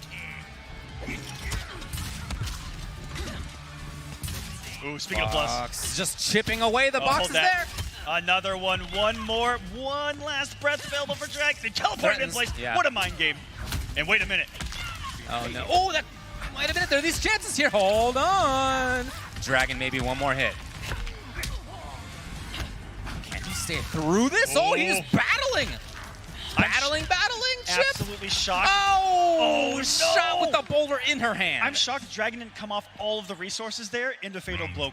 Could have done it, the guys could have gone to Fatal Blow. I don't know if it would have killed because of scaling, Yeah, right, but it would have put Sonic on life alert here. What a backdash out of Fox. They just got out of the way. Keeping it pretty safe with that low. Very consistently, only taking the risk on the overhead a couple of times. What a read. The end of that string, I believe, is only -2 with some pushback, which is what everything we've seen out of Sonic does. Resets neutral with pushback. And for a Dragon to read that, incredible. But we also didn't see the flawless block on that string earlier. Empty jumps into the grab. I like it. Gutsy stuff. Maybe looking for flawless block. Even Batman joined the party. Overdashed. Dragon with the reactions. Whiff punish, at least for a little bit of a damage. This is so fast right now, David. Trying to get out. The cancel pickup, and he's gonna come with a breakaway, and this is gonna do it, I think. It's close. Oh! 22 health remaining. Alive, but difficult. That's quite a bit of chip. And not get shot. Ooh, took the risk. The range was just off in the second hit of the geyser wasn't enough. Do you think that if you would have dashed into the active frames of the first one, that would be able to? I don't know. Maybe. Well, what a match. Sonic gonna get the rematch with Ninja. Game 5 on the winner's side. We're down to our final 2. And I think coming in, you know, you talked about it. These were the top 2 that I think everyone was talking about coming in as you know, when you talk about favorite to win, when you MVP of the season, both of these guys, you know, with the most victories, probably with the highest win percentages versus everyone else here. For sure. You know, breaking it down, and here we find ourselves. Yeah, I don't think it's a big surprise. Yeah, it is hard to live up to that kind of thing, you know, those expectations, but those expectations are there for a reason. As you can see, there's a lot of damage, to be fair. Yeah, those expectations are well-deserved. They don't come out of nowhere. This is, in NinjaKilla, certainly one of the greatest fighting game players of all time. What a punch there. And this is one of the continues greatest. to do it in MK, and NinjaKilla, I should say, is waiting in Grand Finals. I feel like has that level of talent, and you can't make any proclamations one way or the other in a player's first season of playing, right? But I do see that talent that could allow that kind of future appellation To put things in perspective, we still don't think that he's real. A lot of us in the community. We're pretty sure he's part robot. Well, if so, sign me up for those robot hands, man. I want a pair of those. Absolutely. But still, one of the best rivalries in our community is SonicFox versus Dragon. Glad to see them still duke it out here on the biggest stage in our game. We're going to see it again. We know that we are. And let's go ahead and send it over to Joshua Gray, who's with Sonic now. Thank you very much, gentlemen. That's right. SonicFox has guaranteed at least second place and is taking home at least $20,000. Now, throughout this entire tournament, you said publicly you were committed to Joker. What is it about Joker that you love so much? The thing about I love about Joker the most is that his personality is he's insane. He's just like crazy. He's funny. He's goofy. He's like, and he does setups. He's like everything I could want in a character. Last year at the FPS finale, I had one with Joker, and it's really sick that I made it this far only using Joker to second. I'm that close to trying to win again with Joker in a completely different game. You're definitely making the Crown Prince of Crime very proud, I bet. So let's talk about this journey that you've been on as one of the best fighting game players of all time. Unfortunately, you lost against NinjaKilla, who's one of the youngest players to be participating in this tournament. Who's kind of the older guard now as we're seeing younger people coming in. What are your overall thoughts with the skill and the increase in numbers that we're seeing with Mortal Kombat? Do you think things are in a good place right now? Yeah, absolutely. I think the new youngins coming in to really show the veterans and stuff is kind of sick. And NinjaKilla being one of them is kind of godlike. I'm definitely out for revenge right now, but he's just a reminder I need to stay on top of my game. It's really, really sick. And then finally, SonicFox, anything you'd like to say to all the fans and everybody that's been supporting you since day one? Thanks for always following me. You already know what's good. You know, trans rights, obviously. Shout out to the furry community that's always been part of me. The Kill Stage and the Goons back at home. Yerp. Yeah, yerp. Vote Bernie. That's it. Thank you very much, SonicFox. I'm going to let you get ready for your final matchup. Now, that we've had so far today. It's going to be grand finals like Josh said, but let's take a look back just briefly. Here's the top 8 to refresh your memory. SonicFox ended up beating Dragon. That was 3-1. Dragon was there after beating Deoxys 3-0 yet again, just like happened in earlier top 16. But other than that, some close ones in the one right before that. Deoxys and Kombat was very close. Shout out to Kombat for making it as far as he did. Indeed. Super strong player. 3-2 Dragon over Rewind. That losers quarterfinals was the bloodbath that everyone thought that this entire weekend would look like, and mostly did look like. And it's exactly what we got. Even the winners finals to start off this top 4, go into a game number 5. This grand finals, NinjaKilla, SonicFox, looking like the 2 best Mortal Kombat players on the planet. They're gonna be playing each other for the title of the best Mortal Kombat player on the planet. Cannot wait to see these 2 go at it once more. And it's just been the reactions of NinjaKilla versus, of course, the immaculate reactions of SonicFox. They both got all the things. But honestly. it's been him getting his way out of the setups and stopping Sonic from getting going with these hard reads, you know, or really good reactions. It feels like I feel like that probably is what it is. It's a mixture of both. It might be when it comes to Ninja. It's really fun to watch. He's one of the best players to watch, to look at, and go, wow, that's possible. And that's what I feel like every time I watch Ninja. Right. Yeah, again, some of those follows blocks in the middle of strings when the first hit whiffed, that was really impressive. I've been one of the unlucky few to play him in tournament. Okay. This year, yeah, it changed me. And you're on the commentary desk. Yeah, I don't think I'm going to enter again, if I'm being honest with you. It's over. And talent like that up there? But I felt like how most people feel after facing someone like that, and it was just a shell shock of, boy, I got work to do. Totally. Well, look, they just played. It was, of course, 3-2. NinjaKilla began that with Johnny. Yes. And is sealing it with Liu Kang. We know that for Fox, it's going to be Joker. They've been talking about that the whole time. Has a cushion to play with that winner's side, too. That is true. Coming on the winner's side, SonicFox will have to beat NinjaKilla twice, and that's the reward right there. I don't think we've talked about it, but that trophy,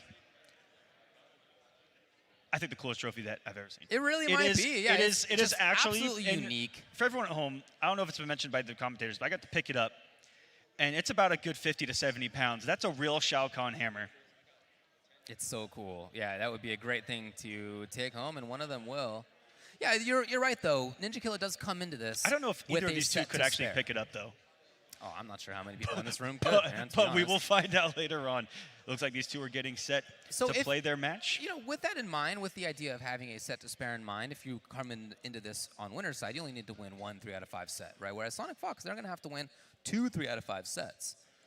Maybe there is more room here for NinjaKilla to start with Johnny. On the other hand, Liu Kang is what ended up sealing the deal, so maybe just go right at it. What kind of universe creates you? One with a sick sense of humor. Ain't that the truth? It must not have elder gods. A little bit of beef between these two. Here we go, grand finals, everybody. Let's make some noise. We got a little bit of a crowd here. Let's go. If you guys are watching from home, go crazy in the chat. I don't know. Okay, yeah, finds it and gets right into this, trying to load up that crushing blow. You saw how much damage that did versus Dragon. Ooh, the first 4-3 we've seen out of Sonic here in this top 4.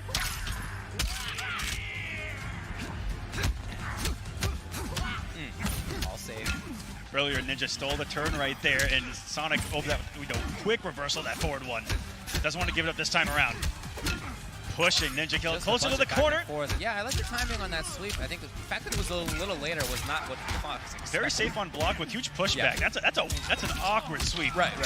Oh, to the corner we go. Covers the breakaway, but the full delay. Still Not ready. there, though, and this is just going to be a chip kill, I would think. Yeah, Possibly matter. tried to disrespect with a wake up 1-2-3, which is the Liu Kang special. I can't even call it the Ninja special at this point. And I loved the interview with Sonic talking about Ninja and how it's someone that's making him realize, just how prepared he has or they had to stay. Oh yeah. To stay at the top. Absolutely right. Because the competition has gotten closer and closer and closer. I feel like the older our community has gotten. Absolutely right. Yeah. Loads up 2 of them here. Of course, as we witness the future of competitive Mortal Kombat. It's here. I'll save the day. That cracks me up every time. Every time I do it, I have to say it as well. Ooh! Wow, again, that's so impressive. Out of the corner, beautiful. Quick reversal of the position. And that's something you'll only see out of someone like Ninja. It's not just optimal play in combos and situations. Like a situation that was optimal. Extremely fast thinking. A little bit of a strange timing, but NinjaKilla was ready for it right there. As Fox. Here's the hit, and immediately into the confirm, and that will be game number 1 for SonicFox, and pretty solidly, honestly. What has covering your guys' screen? One of the hardest things to do is to beat Sonic twice. Oh yeah. I talked about it earlier. It was a massive thorn in Dragon's side this pro competition. Dragon was so close to 2 victories in those premier events. And it was because Sonic was given the information of the first set, able to dissect it, take it in, make adjustments. Well, and is that what we're seeing here? As you mentioned before, when they have played each other throughout the year, most of the time Fox ended up on top. Yeah, 5-2 now, 5-3 coming into this grand final. Getting closer. Once again. Pretty consistent. He might be pretty good at this game. He's okay. He's just false blocking everything, crouching every single high, blowing up every single, pretty decent. Trying to outstand one. And builds a little bit of that crushing blow. Yeah. Steps back, builds the space again because it's almost like he's getting out of the 4-2 range to try to make it whiff every single time with that backdash. No false block from Fox. You can definitely see more of that out of NinjaKilla than out of Fox. And now, okay, yeah, starting things. At least, look, if nothing else, he can get one of these loaded up for the crushing blow. Fox still in there. No, not for long. That's going to be the round. And so ready. Detected the throw and had that 1-2-3, probably buffered it in the middle of the actual animation of the throw tech. I wouldn't be surprised. Right back in. And that's, I believe, 2 on that now. Again, I need 3. 310 and a broken spine. Sugarcoating, you're still in the corner here against Ninja. Wow, lovely movement. Was that a wave dash at a Sonic right there? That was looking pretty ice skating. Oh yeah, moving. Trying to hit that crushing blow of the overhead. No real mix up there, so but really safe. Block. Ready, but no offensive bar. Okay, well, and that wasn't a punish. He actually caught Sonic pressing a button right there. You saw the counter hit. That's so scary to throw against Ninja here. Okay, interrupts and into the combo. Okay, now this is fully loaded up. Next so Fox hit, is a big threat. Absolutely right. Fatal blow or not. That might have been the only thing that wouldn't have killed, to be honest. Oh, but still in there is SonicFox. Ninja you know threw out a micro duck right there. That's the only reason that the forward one hit. Okay, yep. Either micro ducked or try to do that 1-2 so fast in that what seemed like a neutral situation. Whoa, traded off of it. Did that work? Was that a combo? That sure was. That's a first for you guys at home. That's a first for me anyway. Trading off of that forward too. Very rare to see that here in MK11. The air going. The NinjaKilla the full pickup. Hello. That's a free option select too. Any aerial fireball into the flying kick. Very similar to the jump kick. But no defensive bar for the up two. And things will get even if Fox land one hit with that crowbar loaded. Oh yeah, for sure. And NinjaKilla knows that, hence a lot of blocking here. All the flawless blocks out. Ooh! What a turn, he stole it. Crouches to stand one. Yeah, shoots for the fences and nothing on the tech there for Fox. That said, with Fatal Blow and with that crush lined up, oh, not in time. Ooh! Escape failed. Gets the throw. NinjaKilla was looking for the back throw. What a genius, but it didn't work out. But the downside of that is that it resets the entire screen. Yeah, you're absolutely right. The forward 2 was right there, barely misspaced on that. It is a ton of damage, but as a result, Fox could not quickly get back in. That is the downside to that forward throw. That was the downside. Oh, look at that. Even the phone is custom there. Ooh, starts off with the secret. Sweet. 2 games away from being your final combat champion. NinjaKilla here. And I believe flying kick can punish that. But Fox hasn't done it because last night I saw him do that an awful lot, and the adjustment was not doing it at all. Okay. Doing this, and finally thought that the conditioning was there to throw it out. Interesting. And didn't go punished. The mind games between these guys. Absolutely. The timing. Oh! That was a cheeky little combo. Right Yeah, looking for breakaway for sure. And SonicFox with their own interruption right there. Ready for the breakaway, but he's full delaying to avoid the block stun of that. Little duck, and that should be the round. Oh, and 9 away from the kill. Let him load that up as well. We've run 1 or 2. I believe. I don't know, dude. What game are we on? Yeah. In my ears, I'm wearing this headset. Come on. It's the metal in those gloves. There's no padding. That's what it is. No. There's zero padding. You think the That's Joker would use padding? Joker's fighting dirty out here. Yeah.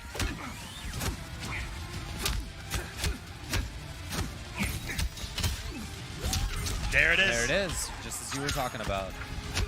And that's something that is the adjustment coming into today versus what I saw yesterday is that there were an awful lot of punishments because they're used to getting away with that against everybody else. 370, and by the way, the crushing blow on deck.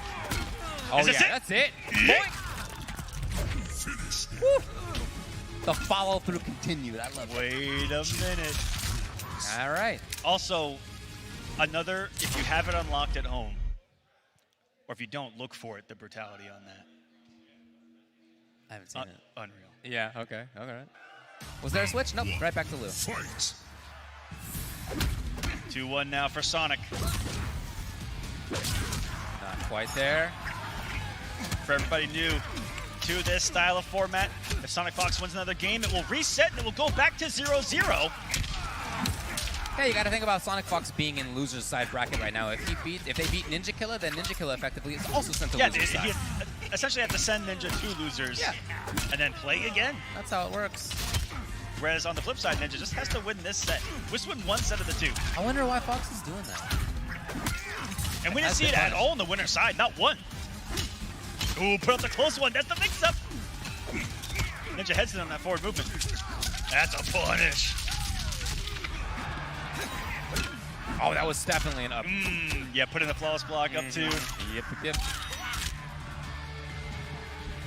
A little bit of patience. Fox trying to make it happen. No! Almost falling back to the pattern of being able to get away with it. Great blocks, great defense right there by NinjaKilla. Only needs a little bit more. That's it. Fox finds the hit! The setup is here. Nope, never mind. NinjaKilla's away. What a backdash to get out of that throw range, Calls too. the 4-1 works and canceled, and so as a result, SonicFox saves the fatal blow and also saves the crushing blow on the throw. Reset point. As if it never even happened. Well, that's going to be a punish and no breakaway. Big damage, big setup on deck.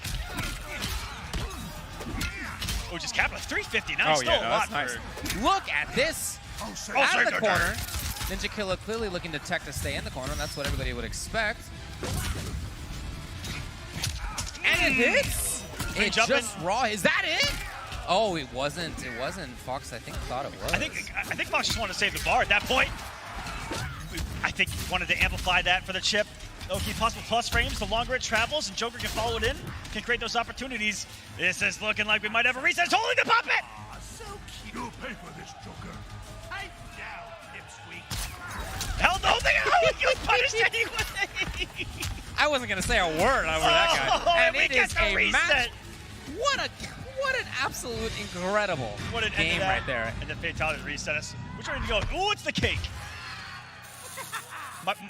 My favorite part is the, oh!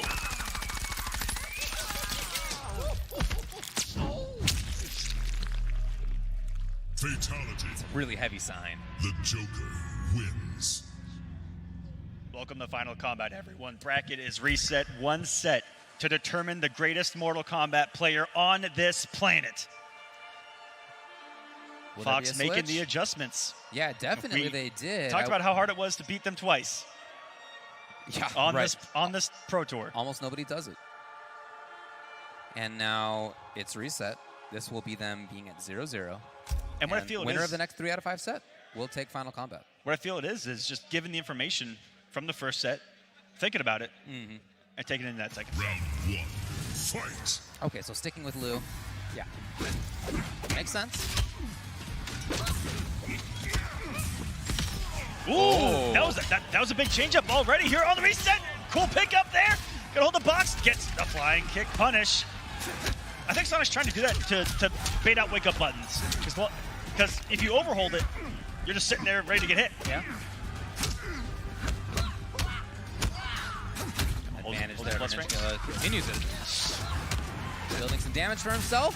Fox, uses a little head to approach for him. And again. That's really smart use of that to close the gap. Against a strong zone. It makes sense. Liu Kang definitely a strong zoner here in MK11. That low projectile, nightmares. Yeah, well, just one of the best characters in general. Pretty good. And taking advantage of SonicFox, and this does so much damage. How I think many that's times the round. is Sonic gonna get this where it perfectly kills? I think this is gonna, well, actually. Oh, yes. Oh, yes. My. Oh, yeah, it wasn't even close, it turned out. Oh, my. But how many times, just outside of that 30% range, getting that forward 1-4 confirmation every single time, so clutch in these moments. That's Fox, they've been here before. A couple times, a few times. Uh-oh. SonicFox takes advantage. There's finally the breakaway. Is that punish? Nice timing. We haven't seen any 1-2-1s either. We're probably used to getting that crouch full combo punished, but a lot safer on block. Spends it. And it is into the corner. Interesting. And that one has the much better knockdown on it versus the forward throw, so everything working here for Sonic. All right, full screen. Look at this chase. It's just a relentless chase right now by SonicFox. Oh my god! From way downtown!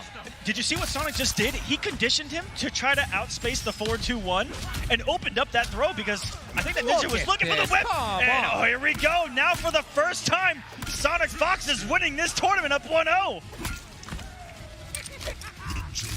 Sonic did that max distance 4-2-1 that Ninja blocked, so used to crouching it looking for the blow-ups. Right. Did it twice in a row, and then that sneaky little, what looked like a wave dash and grab. Coasting, all of that respect off of those ranges.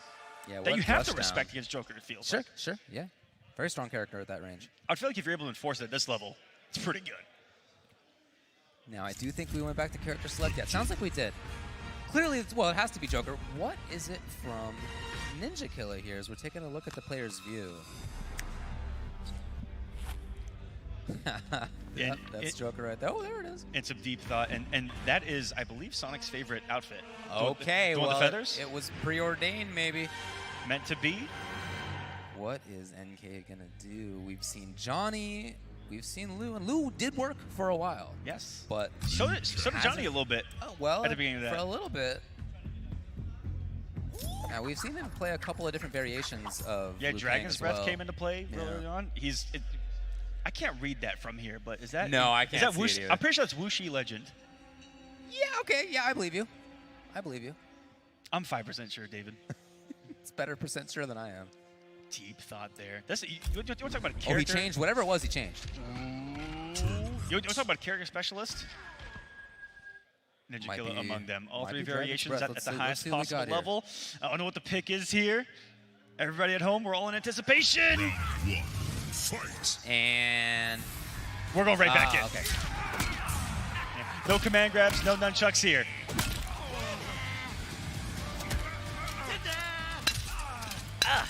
It's like glass breaking. Now that you mention it, it gets harder to listen to. Ooh, what a trait there. Oh, he's gonna get flying kicked? No! Oh. There was a dash forward that might have been intended to be that. He almost knocked the 8-ball out of his eye.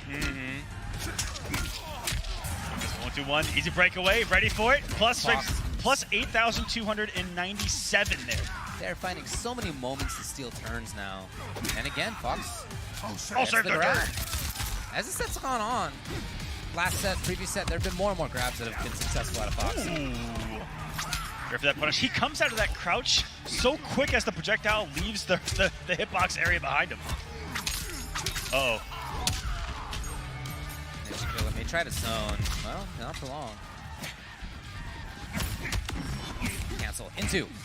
Okay, that's safe again. That was the same exact thing that he threatened with throw in the last game. Ready? I can't believe it. Ready for the tech. 19 seconds now. SonicFox is holding on to this lead, it looks like. Just trying to chip away slowly. 15 seconds on the clock. Keeping it slow. Still has another Not bar. getting hit by anything. Aaron, time is running out. Oh. 5 seconds on the clock. Is there even enough time? 4. Oh, no. Wait. Chip. It's going to go for Ninja with 1 second remaining. But why? But why, Aquaman? Oh, you could have just blocked. If you would have just blocked, you would have lived. Okay, well, it's a round for NinjaKilla, and he needs that to establish things. And uses this opportunity to get 2 parts of that crushing blow loaded up. It literally happens to the best of them, David. Yes, right, there you go. Yeah, interrupts between there. Man, that is so impressive. NinjaKilla gets the pressure here. Oof. And just like that, somehow he's got his huge life lead. Maybe not for long. Here's Fox. Breakaway coming. That was the mix-up for sure. No, it was, I'm sure, intended to be the cancel on the fatal blow, and it was not. Yep, I think to load up the throw, maybe do a forward dash in the block stun. Right, Have that mix-up available and use that to open up Ninja, but boy, do we have ourselves a match. 1 set apiece between the two, 1 game between the two. This is the grand finals of Final Combat, everybody. That said, I think if you're SonicFox, you can't feel too bad about that game. That was honestly some errors on your part that are just not characteristic and are not likely to happen very often again. I like that decision by Ninja to load up the crushing blow versus come off that crushing blow. Yeah, this character's doing damage anyway, it's fine. These Liu Kang players are all about having that bicycle kick crushing blow available in that second round. Makes But sense. just like a Joker would want to get those crowbars loaded, but we haven't seen that in this grand final too much. This is just a solid stuff for both of them. There's the pop-up. Finding the punishable frames on the end of that roll.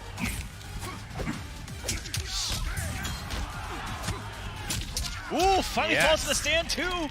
Into the forward 4, tried to get Sonic with that earlier, didn't fall for it, and now on life alert here with Chip territory. 8.9 and no last breath available, but the next hit could do it. Great defense by NinjaKilla, not taking any risks at all. I can't believe that one. Oh! No, why? Oh, so quick! And it was back grab. I don't think it's over. It's not enough. It's not enough. It's not enough. Oh my goodness! Can we talk about the range on We were forward all at the edge of our seat, holding our breath in those final 10 seconds. He throws those burning cards across the screen in that move. Ooh. Okay. Not phased whatsoever. To start off with back-to-back flawless blocks from It's actually Ninja. pretty wild to flawless block that wake up, because I think that's the first one all set. You know, these guys always have inputs. Walks forward so far. These guys have inputs in there that even though we don't get to see them, cover options. Of course, yeah. Well, that baby's loaded. Ooh. 4 hits. And Sonic, this is, if that happens, you're just like, yes, I got one loaded. I'll take it. Wait a minute. Hold up. Do you guys believe in magic here? Oh, it's not even magical. One more here, or the forward grab is going to be enough. Is it another comeback? Gets it there, and just like that, just like at ECT, the infamous comeback match of the year. Another massive comeback for Sonic. I can barely breathe. What a comeback. There are these moments here where SonicFox finds such forward momentum, such movement, such incredible pressure. It has a sense of that when to turn things up. It's Look getting at that. close. Who is going to get that hammer? Who is our grand champion here at Final Combat? Getting close. Anybody else having trouble breathing? It doesn't look like NinjaKilla is. He's clearly looking for something in his brain. So close in that first round. About? It has been close. Again, though, the game that SonicFox lost in this set, in this Grand Finals reset set, was a game where they made an unusual execution error. Was a game where they ended up running into projectiles that execution was pretty tight in that last game, wasn't it? Yeah, and just like that, they came right back, took the game. And this is the most pressure that Ninja has ever felt. Well, I don't want to competitively impress it upon him too much, as he's definitely listening to us. But yeah, it's true. This is a player who, with all the talent in the world, is nevertheless in his first season of competitive play. And so there just haven't been as many situations in which he's, really down on his chips in this kind of way. And it's a skill that players develop to deal with that. Some people are born with it. Yep. For most people, though, it's something that is developed.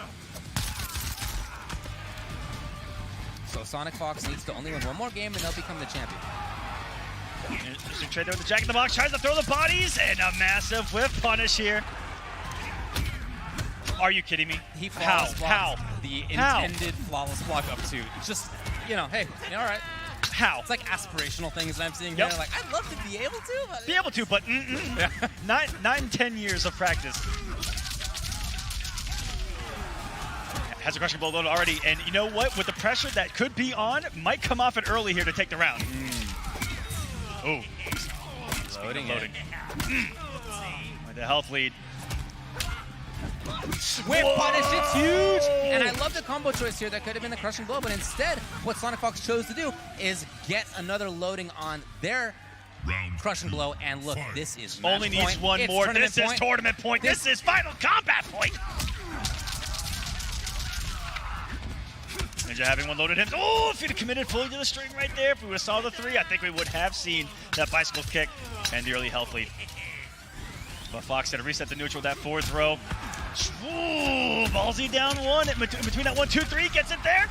And the hefty health lead here for Ninja, wanting to send us to a final game of the tournament. Can he do it? What range on the grab? Oh, Right back no in there, fear. relentless. No fear. We've seen that multiple times, dude. Take a throw, just dash up, throw again. Do it again. It's a test. Underneath. Will there be an interruption? No, that's exactly what NinjaKilla was looking for. Every time you guys hear that flawless block noise, you know these guys are precise on those block base inputs. on that thing. Very satisfying. That 1-2 is a double high, so down 2. Great call out there by Sonic. Fox to the has corner the we go, and Fatal Blow is available. Had the mic go down. Could have been it. Could have been it. No! And SonicFox becomes your Final Combat Mortal Kombat 11 champion. NinjaKilla didn't want it to be over. You can see right there, he's stuck in his chair even still. Fox is out, popped up, champion yet again. Back-to-back world champion with the Joker. 2 different games, 2 different franchises. Same character, same placement. Amazing Mortal Kombat. It really was. That's as high as the game gets right there. The flawless blocks, the spacing, the understanding of the mix-ups, the little micro ducks we saw now and then. I mean, all the gaps, the flawless blocks. Right, staggers. It was all the things that you think about when you think about high-level play. Everything was there. Looking at the future of this game, it's, competitively, we thought before, how does it get better? And from here, I gotta say the same thing. How does it get better? And I'm only excited to see. This was great Mortal Kombat. To everyone that placed here, to everyone that made Final Combat, You guys are the best in the world, deserve to be here, and put on a wonderful display. It was fantastic. All day, I would say. There were incredible plays, incredible players. We all knew coming in, those were the two players who had the likeliest chance of taking it today. They gave us one heck of a show. They really did. They really did. Game 5, reset. It was everything, and I'm going to talk as a viewer here. It was everything. It was everything I wanted in Final Combat. I definitely agree. We're going to take a look back at this for you here. This grand finals. So many clutch, fatal blows, all the damage. The fatal blow is just so strong. The combo ability, the utility of setting up the crushing blow, huge. The cancel ability and the mix-ups, it's just so strong. It's an added threat that even with a character like Johnny Cage, who's the other one that can cancel that fatal blow, it's extra with the Joker. Oh yes. Ugh, you can see it on Liu Kang's face how much that one hurt. Oh, Yeah, this little moment. He has a full conversation. And if you do it multiple times, he has a few different conversations that he'll different conversations with himself and the puppet. Yeah, it's great. But excellent out of Ninja there to get the punish on that. And it's so many clutch moments with that. To take so many rounds with forward 1-4. And after those throw techs, Fox had a lot of really right decisions. We saw a dash-up grab after a grab, for example, and this was such a call-out to go for the parry in that situation. Which was almost even more of a call-out. Only time he's done it all day, as far as I've seen. Yeah, almost even more of a call-out, given how many times we saw Ninja after a tech throw go for immediate 1-2-3. You know, immediate buttons that could have possibly blown up the forward dash throw. So it's all mind games between the two. They were just playing rock paper scissors. Right. Almost every other second. It was rock, paper, scissors. Constant. Yeah, well, that's one of the things that I love about MK11 is that I feel like there's a lot of decisions to be made. You're constantly making decisions, right? Waking up in neutral, whatever it is. You have a lot of input as the player. Yes. And look, it's SonicFox yet again. One of the greatest fighting game players of all time. We've been here before, but we see everyone getting closer. That is true. We see, or even at that level, not even just closer, there, and that it's not as it's not as simple or easy as it might have been in previous years. But we have seen some tough ones. But congratulations to Sonic for once again being your world champion with the Joker. Just congratulations, David. Sorry, to Sonic. No, I appreciate that. Thanks. I think I did a great job. Closing thoughts? You did. Wonderful job casting with you, as always. It's a lot of fun, yeah, of course, as always. Tons of great Mortal Kombat today. We've been talking about Fox a lot, NinjaKilla a lot, but shout outs to Dragon as well. I know the third's not the result that he wants, but still amazing performance. Deoxys was right outside of that. That top 4, you literally called beforehand. I don't want to tell everyone my predictions, but I did have that down to a T. Well, nicely done. Nicely done. So, as much as I trolled Deoxys, I did pick you to get really far. He's attacking me on Twitter anytime now. But wonderful stuff to everyone top 4 that made it to Final Combat. Yeah, thank you. The rest of it was thank you, everyone. That was great. I know I commentated it, but I also watched it, and it was great. It was.